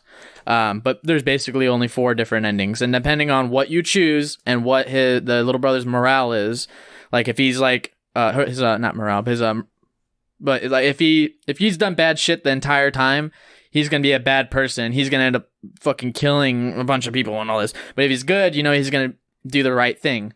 And then you yourself, you can choose good or bad also. But I mean, the adventure to get there is really, really well. I'd say that now it's all on Game Pass too. I saw that it was in Game Pass. It's all in Game Pass. That's now. awesome. So if you want to give it a try, give it a try. It's like Telltale Games. I would say it's better than Telltale Games, though. I think the writing is a little bit tighter, at least in the first one. I haven't played the second one. I really, really liked the first one. I think the graphics also. I like the looks of it. Yeah, it's like it's beautifully hand drawn, and it looks really good. But yeah, I mean, I wouldn't say it's top 5, but it's a really good game that everybody should give a try, especially if it's on Game Pass and you can. Did you beat it? I beat it, yeah. Nice. Yeah. So it was about 2 hours each episode. So, and there's 5 episodes total. Okay. But yeah, it's a ride, and you can definitely play through it again. Did you cry like PewDiePie at the very end? Did PewDiePie play this? I don't know. He probably cried. He cries during these types of PewDiePie's a little bitch. I think I almost did with the ending that I chose, because I did it in a different path and then had a different ending that I liked better than the first one that I chose because I was stupid. Did you stream yourself crying? Can I look that up? No, that's private. I think Sam just wants to see you cry. I can cry for you after this. Shoot, I don't want to hear you vent. That's really annoying. I just want to see you cry. All right. What the fuck? I just want to see your face leaking. I don't want to see your lips flapping. Yeah, I wish I had a chance to play it this year. Kennedy and I played through the first one together. Like, I know it's only a 1-player game, but like just the choices, like we would together decide on the choices that we would make and like argue back and forth. Like, well, if we do this one, then maybe X will happen. Yes. And stuff like that. And it was, you know, I can understand why people play this on stream because the choices that you can make are so profound and they have huge impacts on the characters in the world. Yeah. And like, it's all super cool. And I just wish I had a chance to check it out this year and I didn't get to it. This one's a lot harder to choose because you can't rewind. If you choose a bad decision, like in the first one, if you choose a bad decision, you'd be like, oh fuck, I'm rewinding back in time. And then, but this one, you have to stick with what you do. Fuck. Yeah. So that's why at the ending I was like, fuck, man, that really sucks what I chose. And then I think that's Shoulda why went they with gave the kid Cheerios. telekinesis instead of rewind. Yeah, probably. Yeah. Well, I think it's a cool idea for them to not give you control of that character. Yeah. Because I had wondered how that was going to work. Like, obviously, you play as Max in the first game, and she can rewind time. Yes. And so you are controlling that mechanic. So when they talked about this one coming out, I had wondered, like, how that gameplay was going to work if you could telekinesis. Yeah.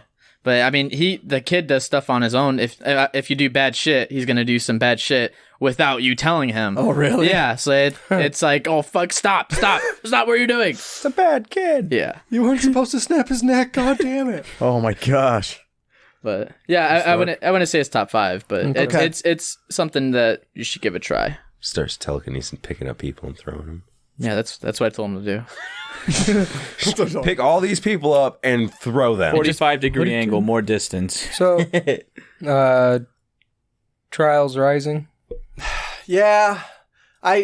This one bums me out. Yeah. Like, it super bums me out because I love Trials, and obviously us three, you know, Malcolm, Troy, and me, we played a fuck ton of Trials through the years, and I gave this game a lot of time at the beginning of the year, and I think you got invited to the beta, Malcolm, or Troy. One of you two did, and I played it through you guys, and played a bunch of the beta, and really loved what I found in the beta, and I think the track designs are really cool in this game, and I love that it's like you're basically playing through a motocross event the whole time, and I think that what they did with the multiplayer in terms of the races where you have 8 lanes per track when you do the tournament races, I think is what it is. And racing against people in those is really awesome. And that feels good. Like, a lot of that feels really cool. What was some of your guys' favorite stuff?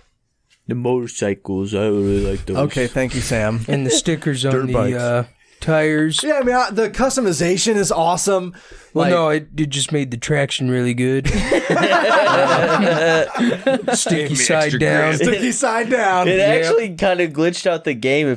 When you put stickers on stuff, it made your...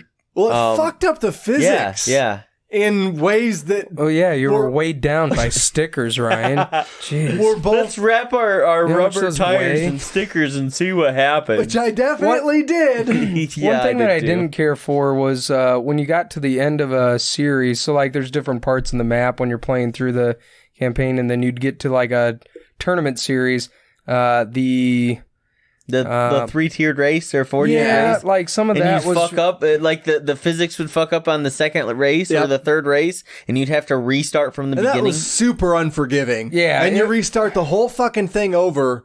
Yeah, I had to apologize so many times for swearing in front of Malachi. I was like, you shouldn't say that. This isn't who I am. Right? This is not who I am. So... the worst swear word was damn. Like, obviously. How dare you? I did not say fucking. Right. My favorite thing about the whole Trials experience this time was I had Emmett watching me, I had Brenda watching me as I'm playing through these tracks, and they're both looking at me like I'm insane because I get halfway through the track or literally just start the track and then restart. Did you play with Emmett? I did a little bit. Dude, Malachi got good. Like, seriously. Like, I mean, to complete, like, some of the tracks, I was like, dude, Like, well done. I had it on the Switch. I was finishing so a work email. Great job.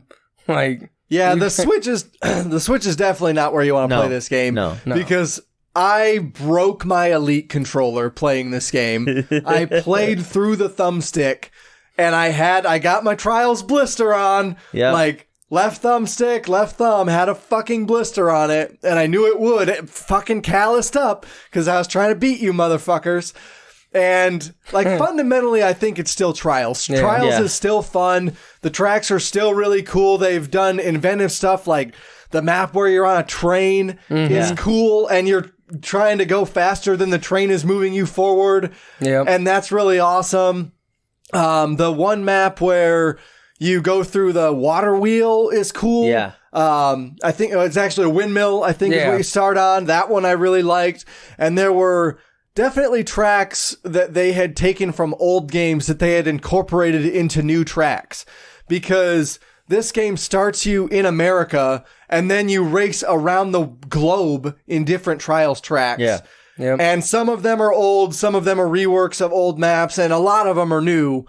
And I thought that was really, really awesome for them to do, because it's a little bit nostalgic. Like we were talking about some of the other games being nostalgic, like, oh fuck, I remember this exact button press combination. Like, I have muscle memory, but not brain memory. Like, it's weird. It's super weird. Like this feels the same in this track. I remember this button combination to complete this part of the level. And that is not something that is able, like, that's not something that any other game can provide. Yeah. That is a specific to Trials experience that I like. If they keep making these games, I'm going to keep buying them and keep playing them.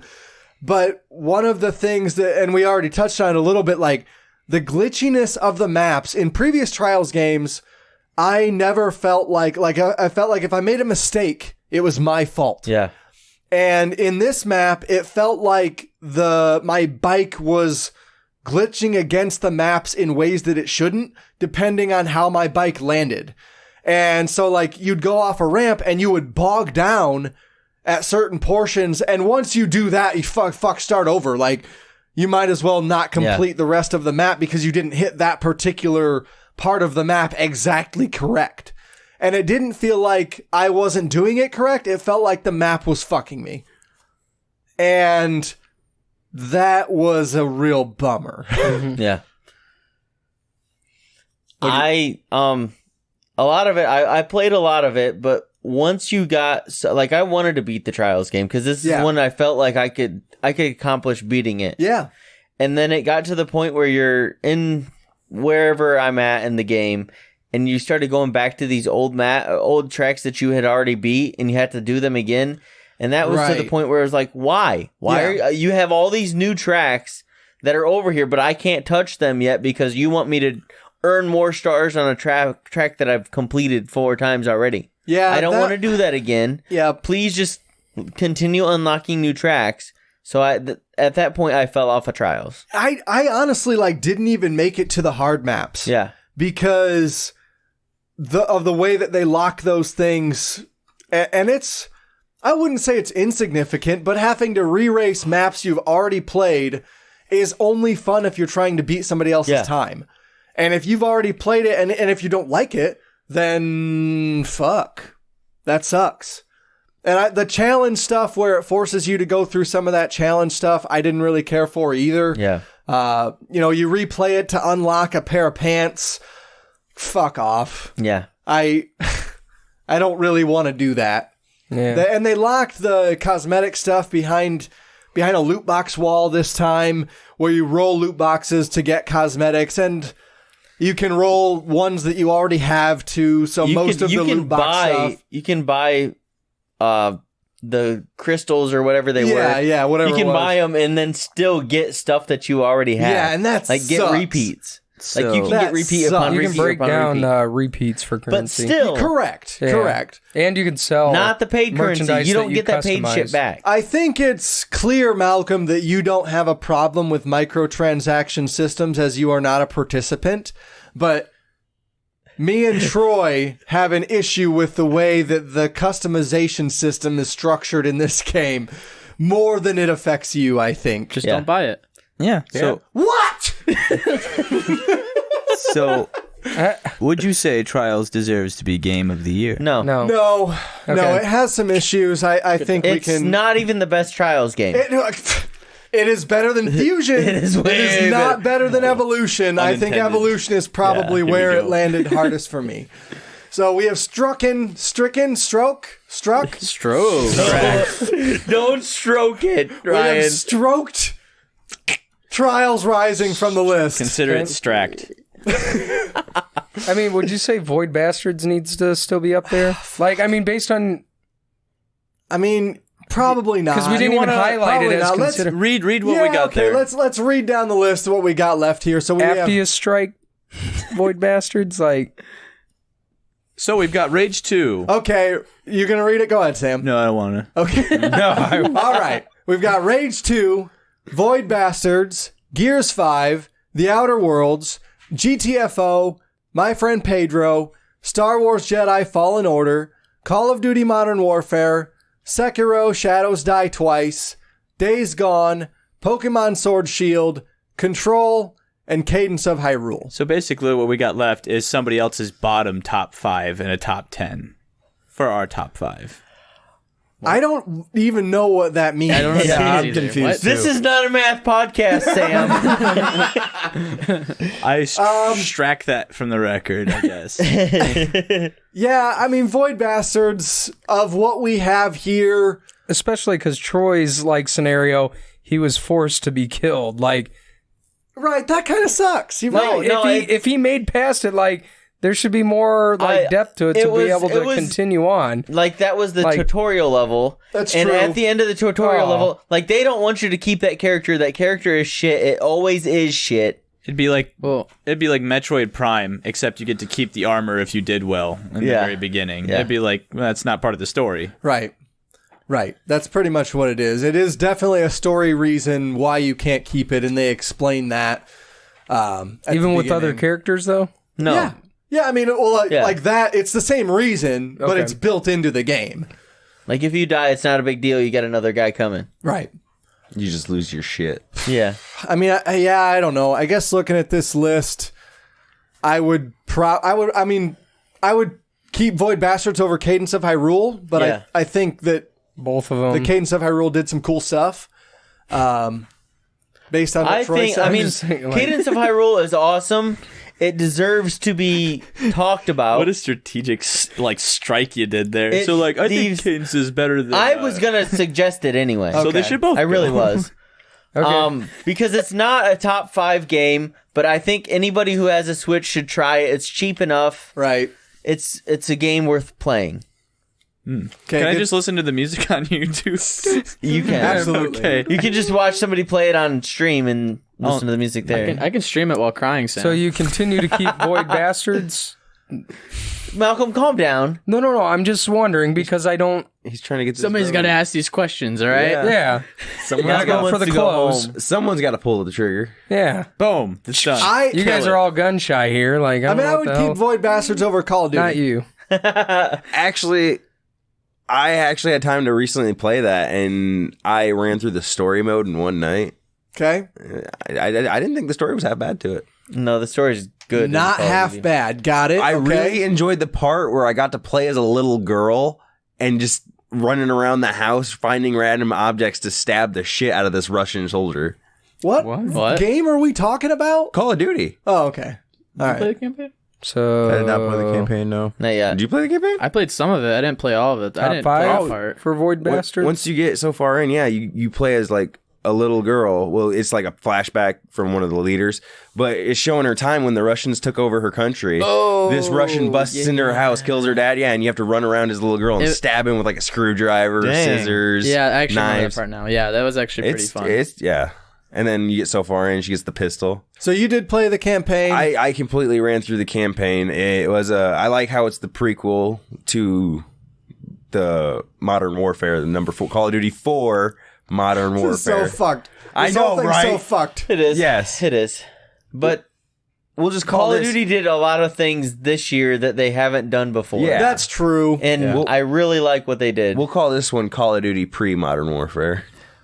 I do like a lot of the changes they made in Call of Duty. This is a good Call of Duty game. When I first started the multiplayer, though, the dude just felt so like your guy just felt like boxy. Like I didn't like the way he moved. I still don't like the way. Really? Yeah. I thought the movement was super fluid. Yeah, It is really fluid, but in the other ones, I remember specifically on my movement stick, if I go left, when I strafe left, I don't slow way the fuck down. Like on this one, I know that's because that's strategic. Like not for right. How fast can you move sideways, man? You want to see? You can't run sideways the same amount of speed you can run forwards. What were those things fucking called we had to do for practice? It's just running forwards, but karaoke. Yeah, the karaoke. There you go. Just do that shit real That's fast. strafing. Your face is strafing. That means he's having a stroke. Fuck. He's touching the wound that he got on his face. Yeah, I'm just fondly like touching the cheese grater mark on my face here. Face first. Fuck, I don't know. I guess Void Bastards can go over Call of Duty. No, Call of Duty turned some heads for sure. Yeah, I definitely like the multiplayer on it. It was fun. I just didn't really care for the movement, but I mean, ran through. I played Void Bastards did cool things. It's don't it's get me super wrong. cool things. I should have played more of it. God damn it. Okay, so I guess we keep. Should we go into Call of Duty then? Yeah, I let's mean, go into Call of Duty. is there anything? We all like a lot of us have played. Call Most of of Duty. us played it. Yeah. Not all of us played the campaign. What did you think about it, Colin? I enjoyed it personally. I really enjoyed the multiplayer. I know a lot of people had problems with like Skill. not a lot of people. It divided a Call of Duty fan base because a lot of people got so used to the fast pacedness that this one's more slow paced, Yes. and it triggered a lot of people because like, I'm tired of campers. Like I get that, but like then again, like that's a real life thing that people do. Like They just sit in one spot. like for they sit hours. because like it's their life. Like you actually have to care about yourself dying. Yeah. Yeah. People care about their KDs, and if they can get kills by staying in one spot, by all means, do it. Like, I'm sorry, like it's a game where I kind of support camping a little bit more because it is realistic and you can't move around like that much hunting because the of the campers. footstep sounds and things like that. Like, like I'm tired of the arcadey running around, run and gun kind of stuff. I mean, it's fun. Don't get me wrong, but It's almost an Like, arena shooter. You at can that still point. run and gun. Yeah. you still You're can. just Like gonna- the double barrel shotgun, you Yeah. can run and gun with that. Like you If you want to die a lot more, can also I mean, snipe with it. Yeah, Not You anymore. can They snipe with the updated pistols, it. They too. updated it where you can't do that. basically just I creates like a the game that's pistols. supposed I to have be fun with like those. Yeah. I like the way you carry your like when you have your pistol selected. It's not just out in front of you in one hand. I like how he carries it, kind of like you would in actual Yeah. police Real carry life, it, military style Yep. carry and style. I really like that. I like There how are they a did that. lot of super cool touches in this game Yes. that significantly increase my enjoyment of like it. opening doors. Opening doors is good. Like, that is a mind-blowing thing that they fucking added, opening and closing doors. Another work game of the year. really Right. cool thing that they do with those opening and closing doors is if they're open now, if you like push them, you can push them closed. Yeah, you can slowly Yeah, push you them. You Push can them actually closed. push them closed also. You can run right into them and blow them open. I thought that was funny. Yeah, hold I like back. to sit on one side of them and just wait for people to walk through. Right, Yeah. right. Yeah, I got a bunch of kills doing that dumb shit. Like, Malcolm and I primarily played on realism mode, Yes. and, like, that's limited HUD, or I think it's no HUD, No HUD, actually. yeah, no HUD. Yeah, no HUD. You can't, there's no hit markers. You can't tell if you killed people. Oh man. Oh man, like that. It reminded me of playing the original Gears of War, like Gears of War 1 in like Gridlock, where everything's gray. You're shooting at shit and you don't know if you're hitting it. Like, you can't tell if you've downed a person, and you can be snuck up on very easily, and it's pulse pounding. Yeah. It is. Like, playing in Keeps realism on the edge mode of your is seat. super It fucking gives me cool. headaches, dude. Did Yeah. you play at cool. night, like the night maps too? I played the night map. Man. That was amazing. Are we on Yes. Gears of War again? No, No. we're on Call of No, Duty just stuff. I'm just saying, like, All right. Just I- checking. That just checking. feeling. it was that feeling. Like, Gears of War is not like that now. Gears of War is more arcadey. Like, we'll get away from Gears of War, but like that pulse pounding, like back to me being able to die without knowing how. Yeah. Super awesome. Like, I love that style of gameplay. Oh, and then you and must that's love something that Fortnite. they've got away from in later games. Yeah, and just the graphics increase. Oh, is very it's a significant. beautiful fucking like game. in like Yes. the real life lighting effects they add. Like if you're looking into a dark room, you can't see it from the outside. Yes. Right, Oh, right. it's so nice. Peeking around corners, Yeah, peeking mounting around- on- Yeah, mounting, mounting the yeah. corners is good. Like, that's an added touch that's good. And that actually affects your accuracy. Yeah. Which is super cool. I noticed that when I first mounted one of the corners, you have no sway. Yeah, Right. recoils. Yep, your recoil really is- diminished. Yeah, it's awesome. It's a lot more realistic when it comes to things like that. Kind of reminds me of Counter-Strike too, with like the way the recoil is with the guns and how important it is to have attachments. Oh, that's another thing too. The customization. So many Yes. attachments. Oh my, the customization Oh, yeah. is insane I in think this you game. could say there's like infinite attachments. No, there's like 20. There's only like 20 different barrel attachments you can Yeah, do. Like still a holy ton. crap! 20 like, barrel attachments. like back then it was just plus- like extended barrel, suppressor. Yeah, right. Like Yes. that's like Yes. yeah. Now There's it's like you have 4 20 different kinds of suppressors. Yeah. There's the oil can. There's the what are the ones that shoot the blast out the side? Muzzle brakes. Yeah, muzzle brakes, yeah. brakes, all that different, Compensators. all those different things actually have an effect on it too. It's not just well, it looks cooler. Yeah. Yeah. Like there's things that look cool, but you don't want to use it because it makes your gun feel like shit. Yeah. Like different that's ammo not things like necessarily 5.56 and 7.62. Yeah, you like can that's you can really make cool. like how they had the what is it now? The FAL, the FNFAL. You can make that like it was in like the different kinds of CODs with the different bullets that you can add, Right. like the different ammunition you can use in it. Make it full auto. No. In realism that's not a mode, thing. correct me if I'm Actually, wrong, it but is. when you reload in realism mode, if you don't use all your bullets, you lose those bullets, right? I believe so. Yeah. Yeah, because you can see your character pull the clip out, he throws it aside and puts in a new clip. Well, you see- So if you had 4 bullets left in that clip, now they're on the ground. I'm not sure if that I don't know how Yeah, I accurate don't know that for is. sure I'm pretty because you sure. can't see the You can HUD. still do Right, and scavenger. yeah, you can do that. You can still get scavenger and stuff like that, and then Yeah. you basically don't have to worry about it. Okay. Just We could automatically- test it. automatically Pick up them restock. 4 bullets. Yeah. This So, isn't a math podcast. It's a super, No, it's not. super smart changes that they've made to Call of Duty.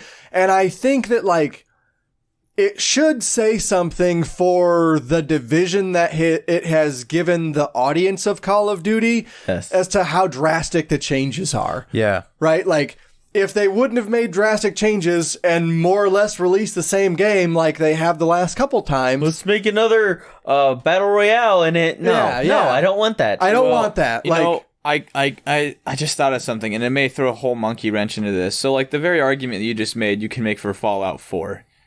Now, changes. Okay, so for instance, it's divided the community. Mm-hmm. It made a lot of serious changes, but are those good changes? And is I think they're smart changes. they're great Everyone here changes. And agrees this that they're is good our changes. game of the year, Yeah, so okay. yes, I think they are good changes. okay? Monkey wrench has been thrown back into my hand, and I'm going Into your to use face. Oh, it hit your Ooh. chin. it.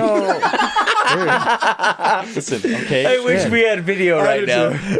Your chin. If anybody needs to CGI know, monkey I dove into chin. some concrete and I got a big red mark on my chin. Looks like I was in a fight. Why'd I might you brag dive about it into later. Should have just said you were in a fight.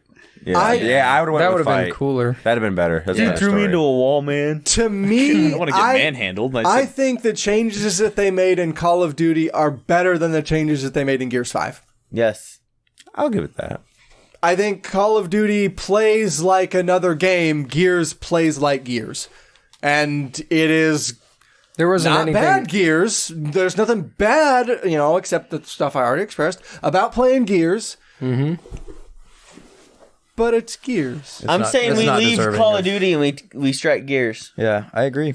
I don't think Gears goes. Like, Yeah, you could say get GTFO. You could say Yeah. to Gears. You could say. Well, I mean, do you want to state your piece about Days Gone, or no? You got to go. I'm just I could, but if that's for what sake of. I don't care. I mean, it's on the list. If you want to say what you got to say about Days Gone, I absolutely want to talk about it for sure. So Days Gone is a survival action horror thriller, whatever you want to call it. It places you in Oregon, Okay. and I like the backstory to it. So your guy is part of this biker MC, and Minecraft. Yes, Minecraft. You are correct. Biker Minecraft. It wouldn't That work. sounds way cooler. That does. That Sorry. sounds like I'd play that Minecraft. Could we add that to the list, please? Biker Minecraft. Yeah. Biker craft. No, but so I'm trying to find good words to use to describe it because I think it is a great game.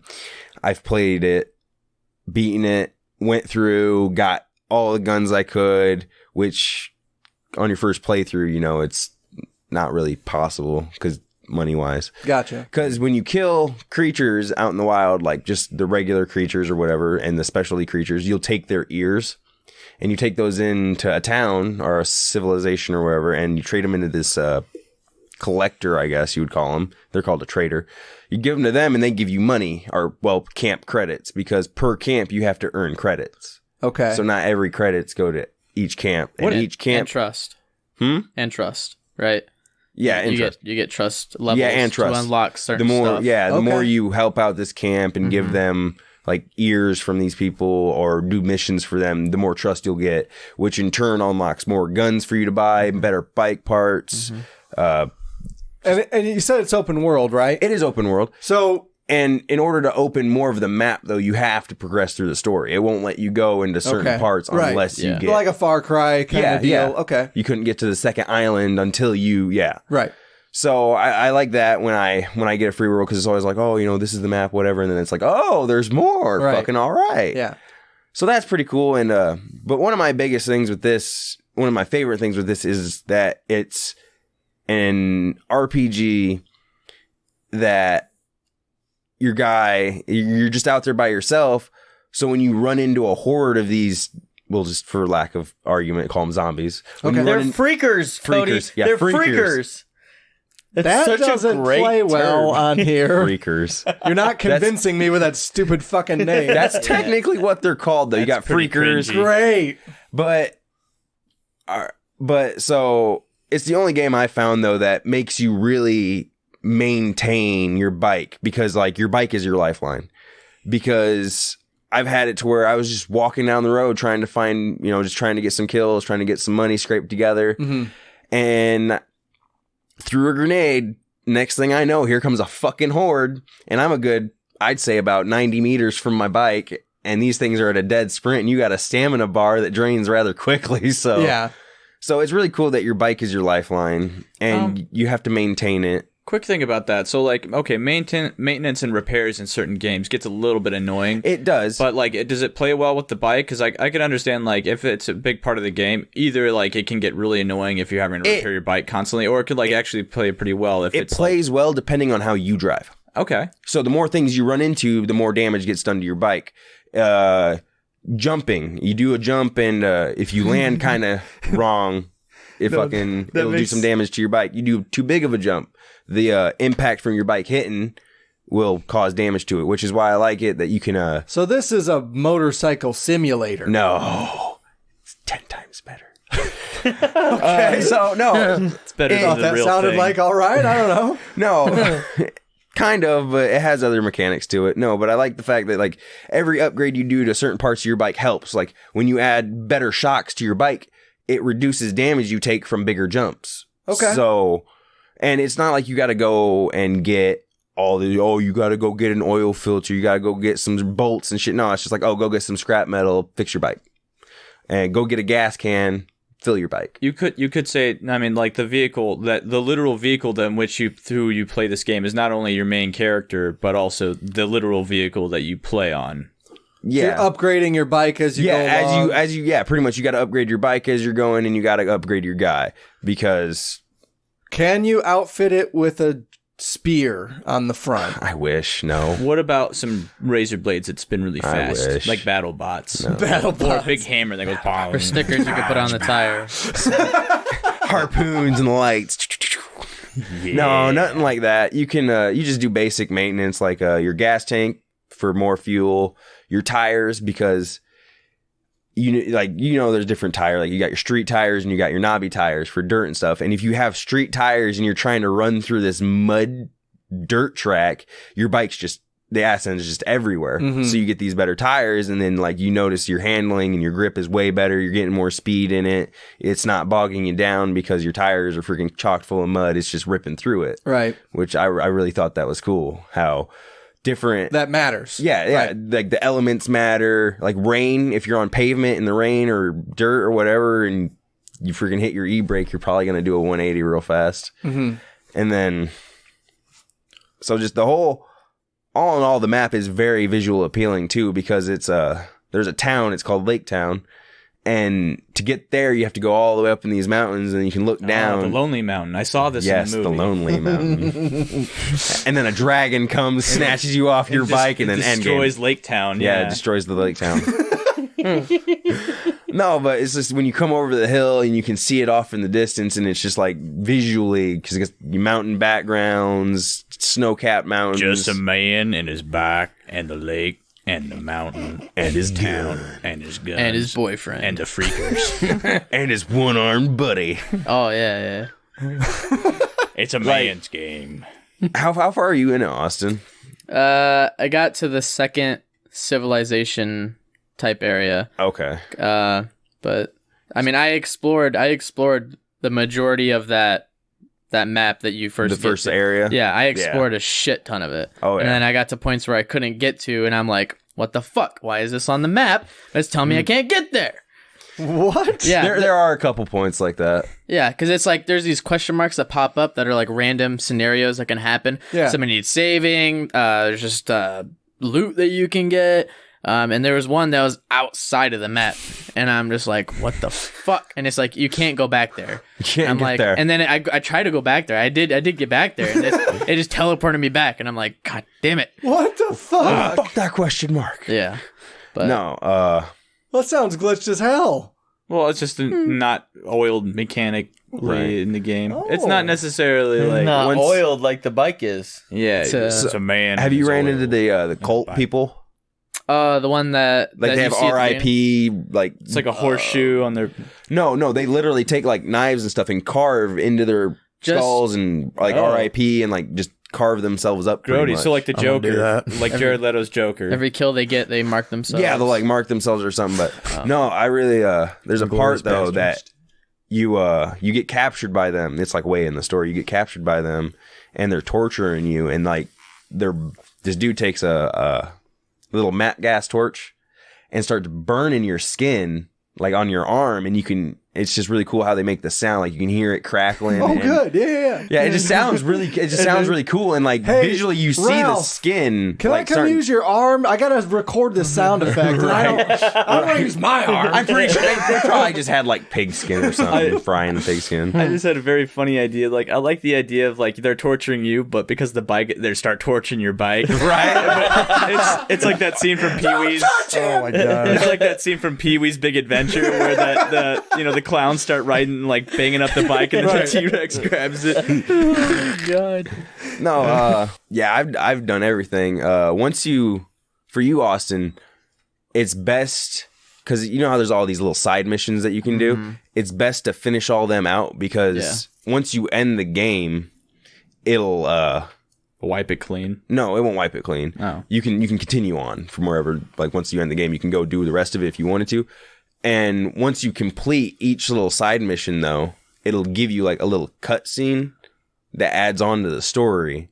Because the Nero people, I finished all of them, and the one dude you're trying to find the whole time, I'm not sure if you've gotten that far. Leon? Is that what you're talking about? Or no, you killed that. Yeah, never mind. Yeah, you kill Leon. No, I don't know. Okay. Well, you're gonna come in contact with this Nero dude, and he so you know how you got your wife on that chopper and all that? Yes. It's that guy. And at the end of it, he starts telling you how the things are mutating even worse, and it's spreading, and you see him do like a 20-foot vertical jump straight up into this chopper. And then he's just like all he says after that is just like watch your back or something, just be extra careful. And then he just jumps up 20 foot into this chopper and kind of like Smeagol crawls down. Did they explain that? No, it's just like a cliffhanger that they're leaving for like maybe some DLC or something. I don't know. I'm pretty excited to find out though. He's a grasshopper. I had a couple instances where they say that you can like lead zombies into a human camp and then they can take them out. Yep. There was a couple times that it didn't work for me. Like the zombies just kept on chasing me. Really? Yes, and then I hid in a bush that over this hill, and I hid in the bush, and they still found me. They still found you? And then same thing with I attacked this bandit camp without the zombies. This is a different time, and I killed somebody behind a rock, but then instantly everybody knew where I was at, and they shot the exact spot where I was behind the rock. Like, they weren't shooting just anywhere. They were like, I looked around like he is right there. Yeah, I was third person. I'm like looking, and they're shooting the rock right where I'm at, and I'm like, God damn it.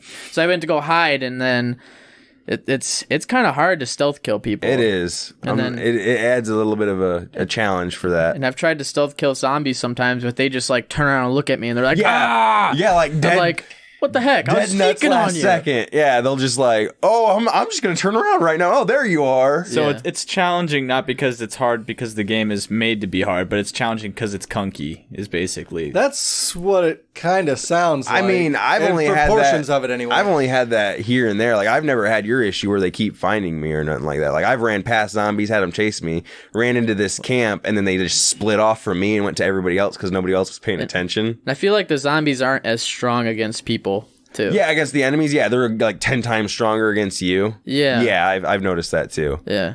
But have you, when you're riding your bike, have you come across any traps? Traps for your bike? No, yeah. Like, while you're, there'll be like a freaking cable stretched across the road. And if you don't stop in time, you'll run into it and it'll rip you right off your bike. I've had like actual walking around traps, but no. Yeah, you gotta watch. Like, I can't, like, every time I see it, it's too late. I hit it. Yeah. And then all these bandits and shit will come out after you and shit. Is it like the two guys on the side of the road with the imaginary rope and they like pretend to pull it? Yeah, something like that, pretty much. Only it's not imaginary. It's not imaginary. You get clotheslined off your bike. And watch for wolves. They'll tear you off your bike. Oh, yeah. I had they'll 3 of them come out of nowhere and just like wolves like freaking bounding at you 60 miles an hour. Pretty much. Yeah, just hauling at. Yeah, they're quick. It's fucked up how quick they are. I'm like a dog chasing cars. So I was reading some reviews of this game, and it says the reviews really called out that people that were playing this game did not necessarily like having to find gas for the motorcycle. See, is that a loop that you found? I loved that fact. Okay. Because it added to the survival. That's what made this more of a survival game is now you actually have to pay attention to your... I mean, it's kind of like your food, basically. Yeah. It just takes your bike food. Yeah. It just took that mechanic and added it to your bike. Bike food. Pretty much bike food. So, yeah, I liked that, though. I thought it was really cool. Because not a lot of games have that. Not a lot of games, like, especially survival horrors, have it to where, you know, oh, guess what? Your bike's out of gas, so now you're either stuck pushing it or you're stuck... I mean, if you find a hill, you can coast down it, but... You don't necessarily get a lot of open-world survival games either, unless you play the games that way like Sam does with Fallout, because he's a masochist. Yeah. I love the way it hurts. I believe that. Right. But... Well, I mean, yeah, but... That's why you ran into the brick wall. Is it top 5 worthy? I feel it is. Like, that's my number one for all these. Did you enjoy it more than you did Control? I didn't really play Control. I watched Troy play Control. Okay. I watched Troy play, and from what I seen of Control, I really liked Control 2, and I wish I would have played it. There's a second one. Control as well. Control as well. I'm gonna oh my control gosh. you in a minute. Say time for grammar Nazis, Sam. So that's your number one game of the year? That is my number one game of the year. Simply for the fact, the story, I really dug the story. The graphics were amazing. Just some of the situations it puts you in just kind of get you going. And yeah, it was mine. Okay. It's my number one. Does it make you want to drive a bike in real life? I already do that, Sam. What kind of bike? Like, we talking Mongoose or like Huffy? Or... I got a Schwinn. I don't even know what that is. How many wheels it's got? If this game wasn't about motorcycles, would you like it as much? Yeah. I mean, just for the simple fact that, like... If you drove a car and you did all of those things with a car... I would just call it State of Decay. You were in a car club and not a motorcycle I would just club. call it State of Decay. No, Ryan, motorcycles are cooler and they're like more hard. Yeah. Well, understand that, but Cody like also more metal. really likes motorcycles. I do like motorcycles. So I guess what I'm trying to drill down at. It fits the What really? aesthetic. Yes, okay. I could say what really drug me to this game is the fact that it's a survival horror, and your dude gets a bike. Otherwise, it'd be GTA if it was a car. Yeah, Yeah, GTA zombies. I think that's called Red Dead. Yes, correct.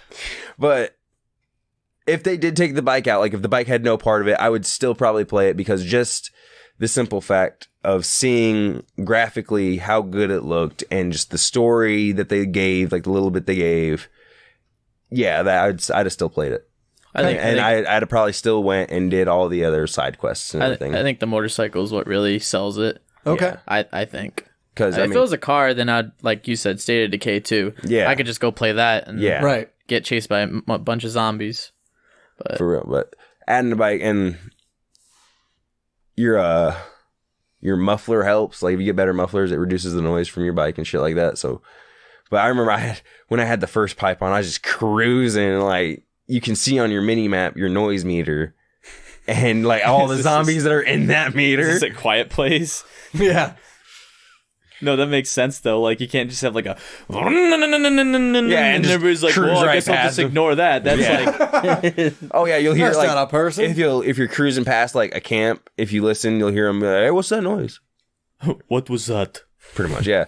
You can throw like glass bottles. Guess it was nothing.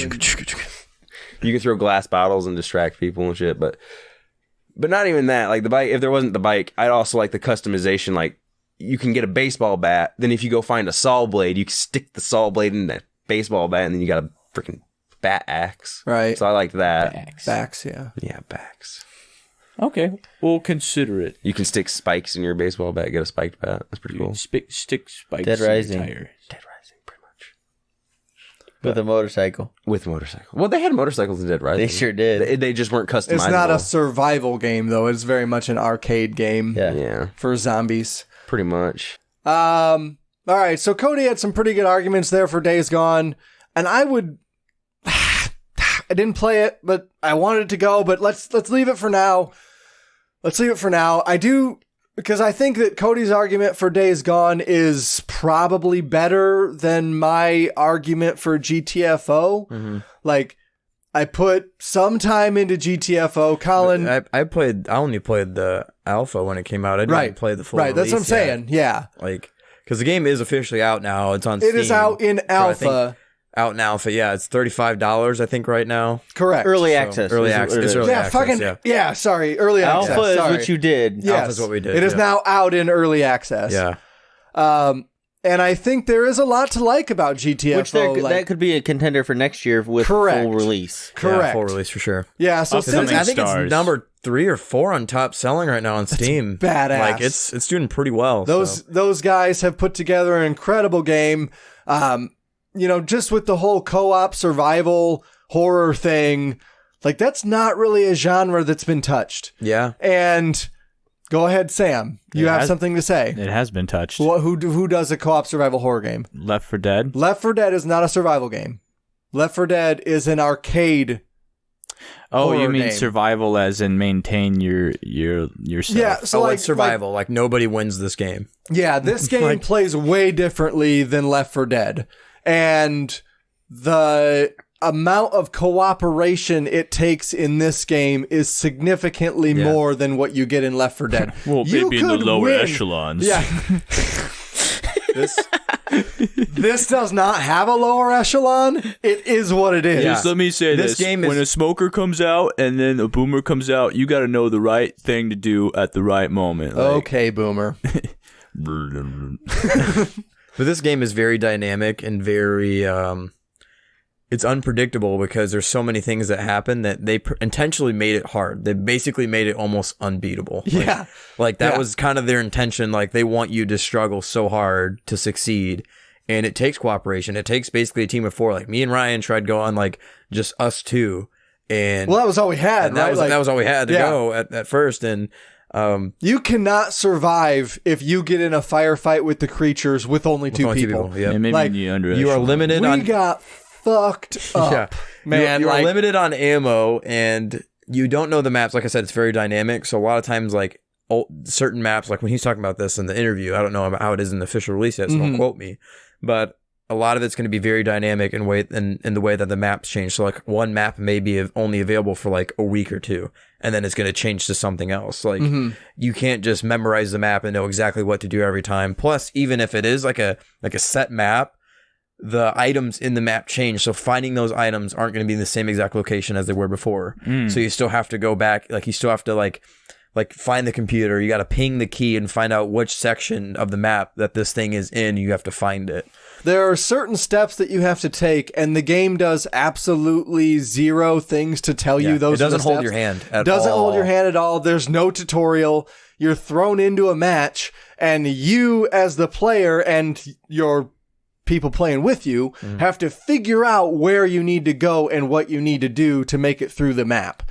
And the only thing that they give you at the beginning is it says, find the item that you're looking for is an X level, and you are looking for X key. And those things, like Colin said, are randomly placed, and the enemies are also randomly placed. So in the beginning of the map, you might spawn like the big boss. And if you do that, you're fucked. Like, good luck making it through the rest of that map. And that, but also like that might be a good thing. If you know how to sneak around or get past the big boss at the beginning, maybe you can knock it out and continue on, and the rest of the map won't be that hard. So it really depends on your spawns and the people that you're playing with in terms of experience. And there are also like tools in the map, or like, sorry, there's tools in your loadout that you can choose. Like one of them is a bio tracker, so it pings the enemies. One of them is a foam gun that enemies can get trapped in, and it allows you to shoot them. And one of the things that Simon talked about in the interview that was super cool that Colin and I didn't even know, one of your people can have an auto turret and the foam gun. So if you set up a choke point with the foam gun and the auto turret, you can survive a horde of zombies that come attack you because the auto turret kills them and they get trapped in the foam. So that's super cool the way those things work together. Keep doors from opening because like they can go through doors too. So that's one thing too, is using the foam gun to like basically keep the door shut. So like if you end up attracting enemies, not all the enemies come at you at one time because some of them are blocked by the door. And then as soon as like the music calms down, and like it's kind of like it's a very music led game, and Simon was obviously in charge of the music. He's the one that made the music. It's awesome. And a lot of it is like basically when you're screwed, the music starts playing. You're screwed music. Like like it gets really upbeat, and it like you have to be really careful, and like you obviously know the enemies are gonna attack, but like as soon as the music calms, it's kind of like, okay, boss music over. Let's get back to doing what we were doing. So yeah, I love the game overall, but it's still in like its early access, kind of like I said, it's still in early access. I haven't played the early access one, but based on what I know about playing the alpha, it's still kind of buggy. There's still some things wrong with it, but it's something it to looks keep your eye very on. professional. It's like very good graphics, and they did a very good job of releasing something playable.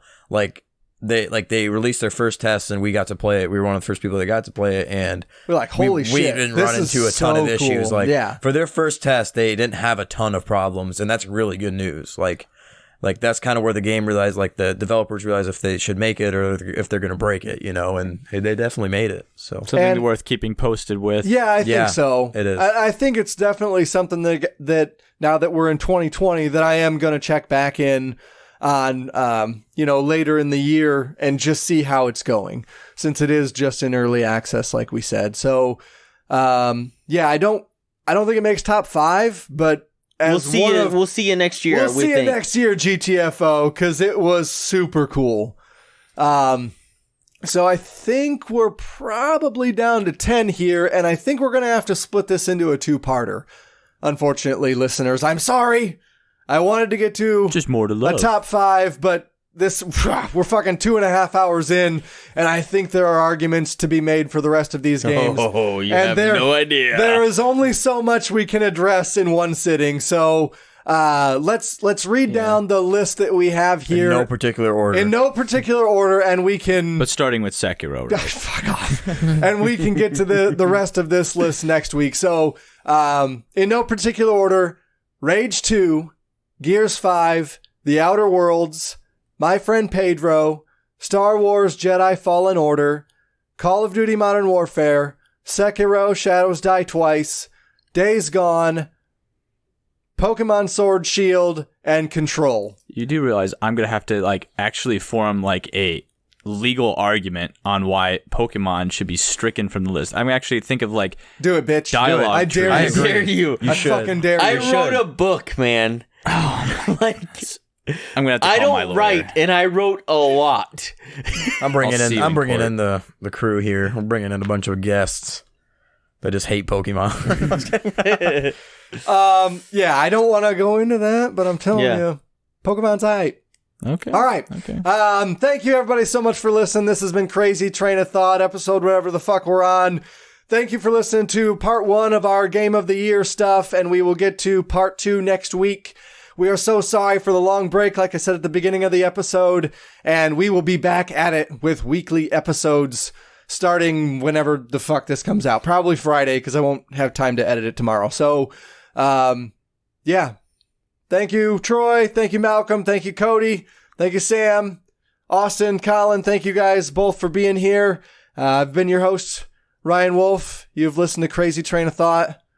We're the Idiot Savants, and we are out of here. Bye-bye. Bye.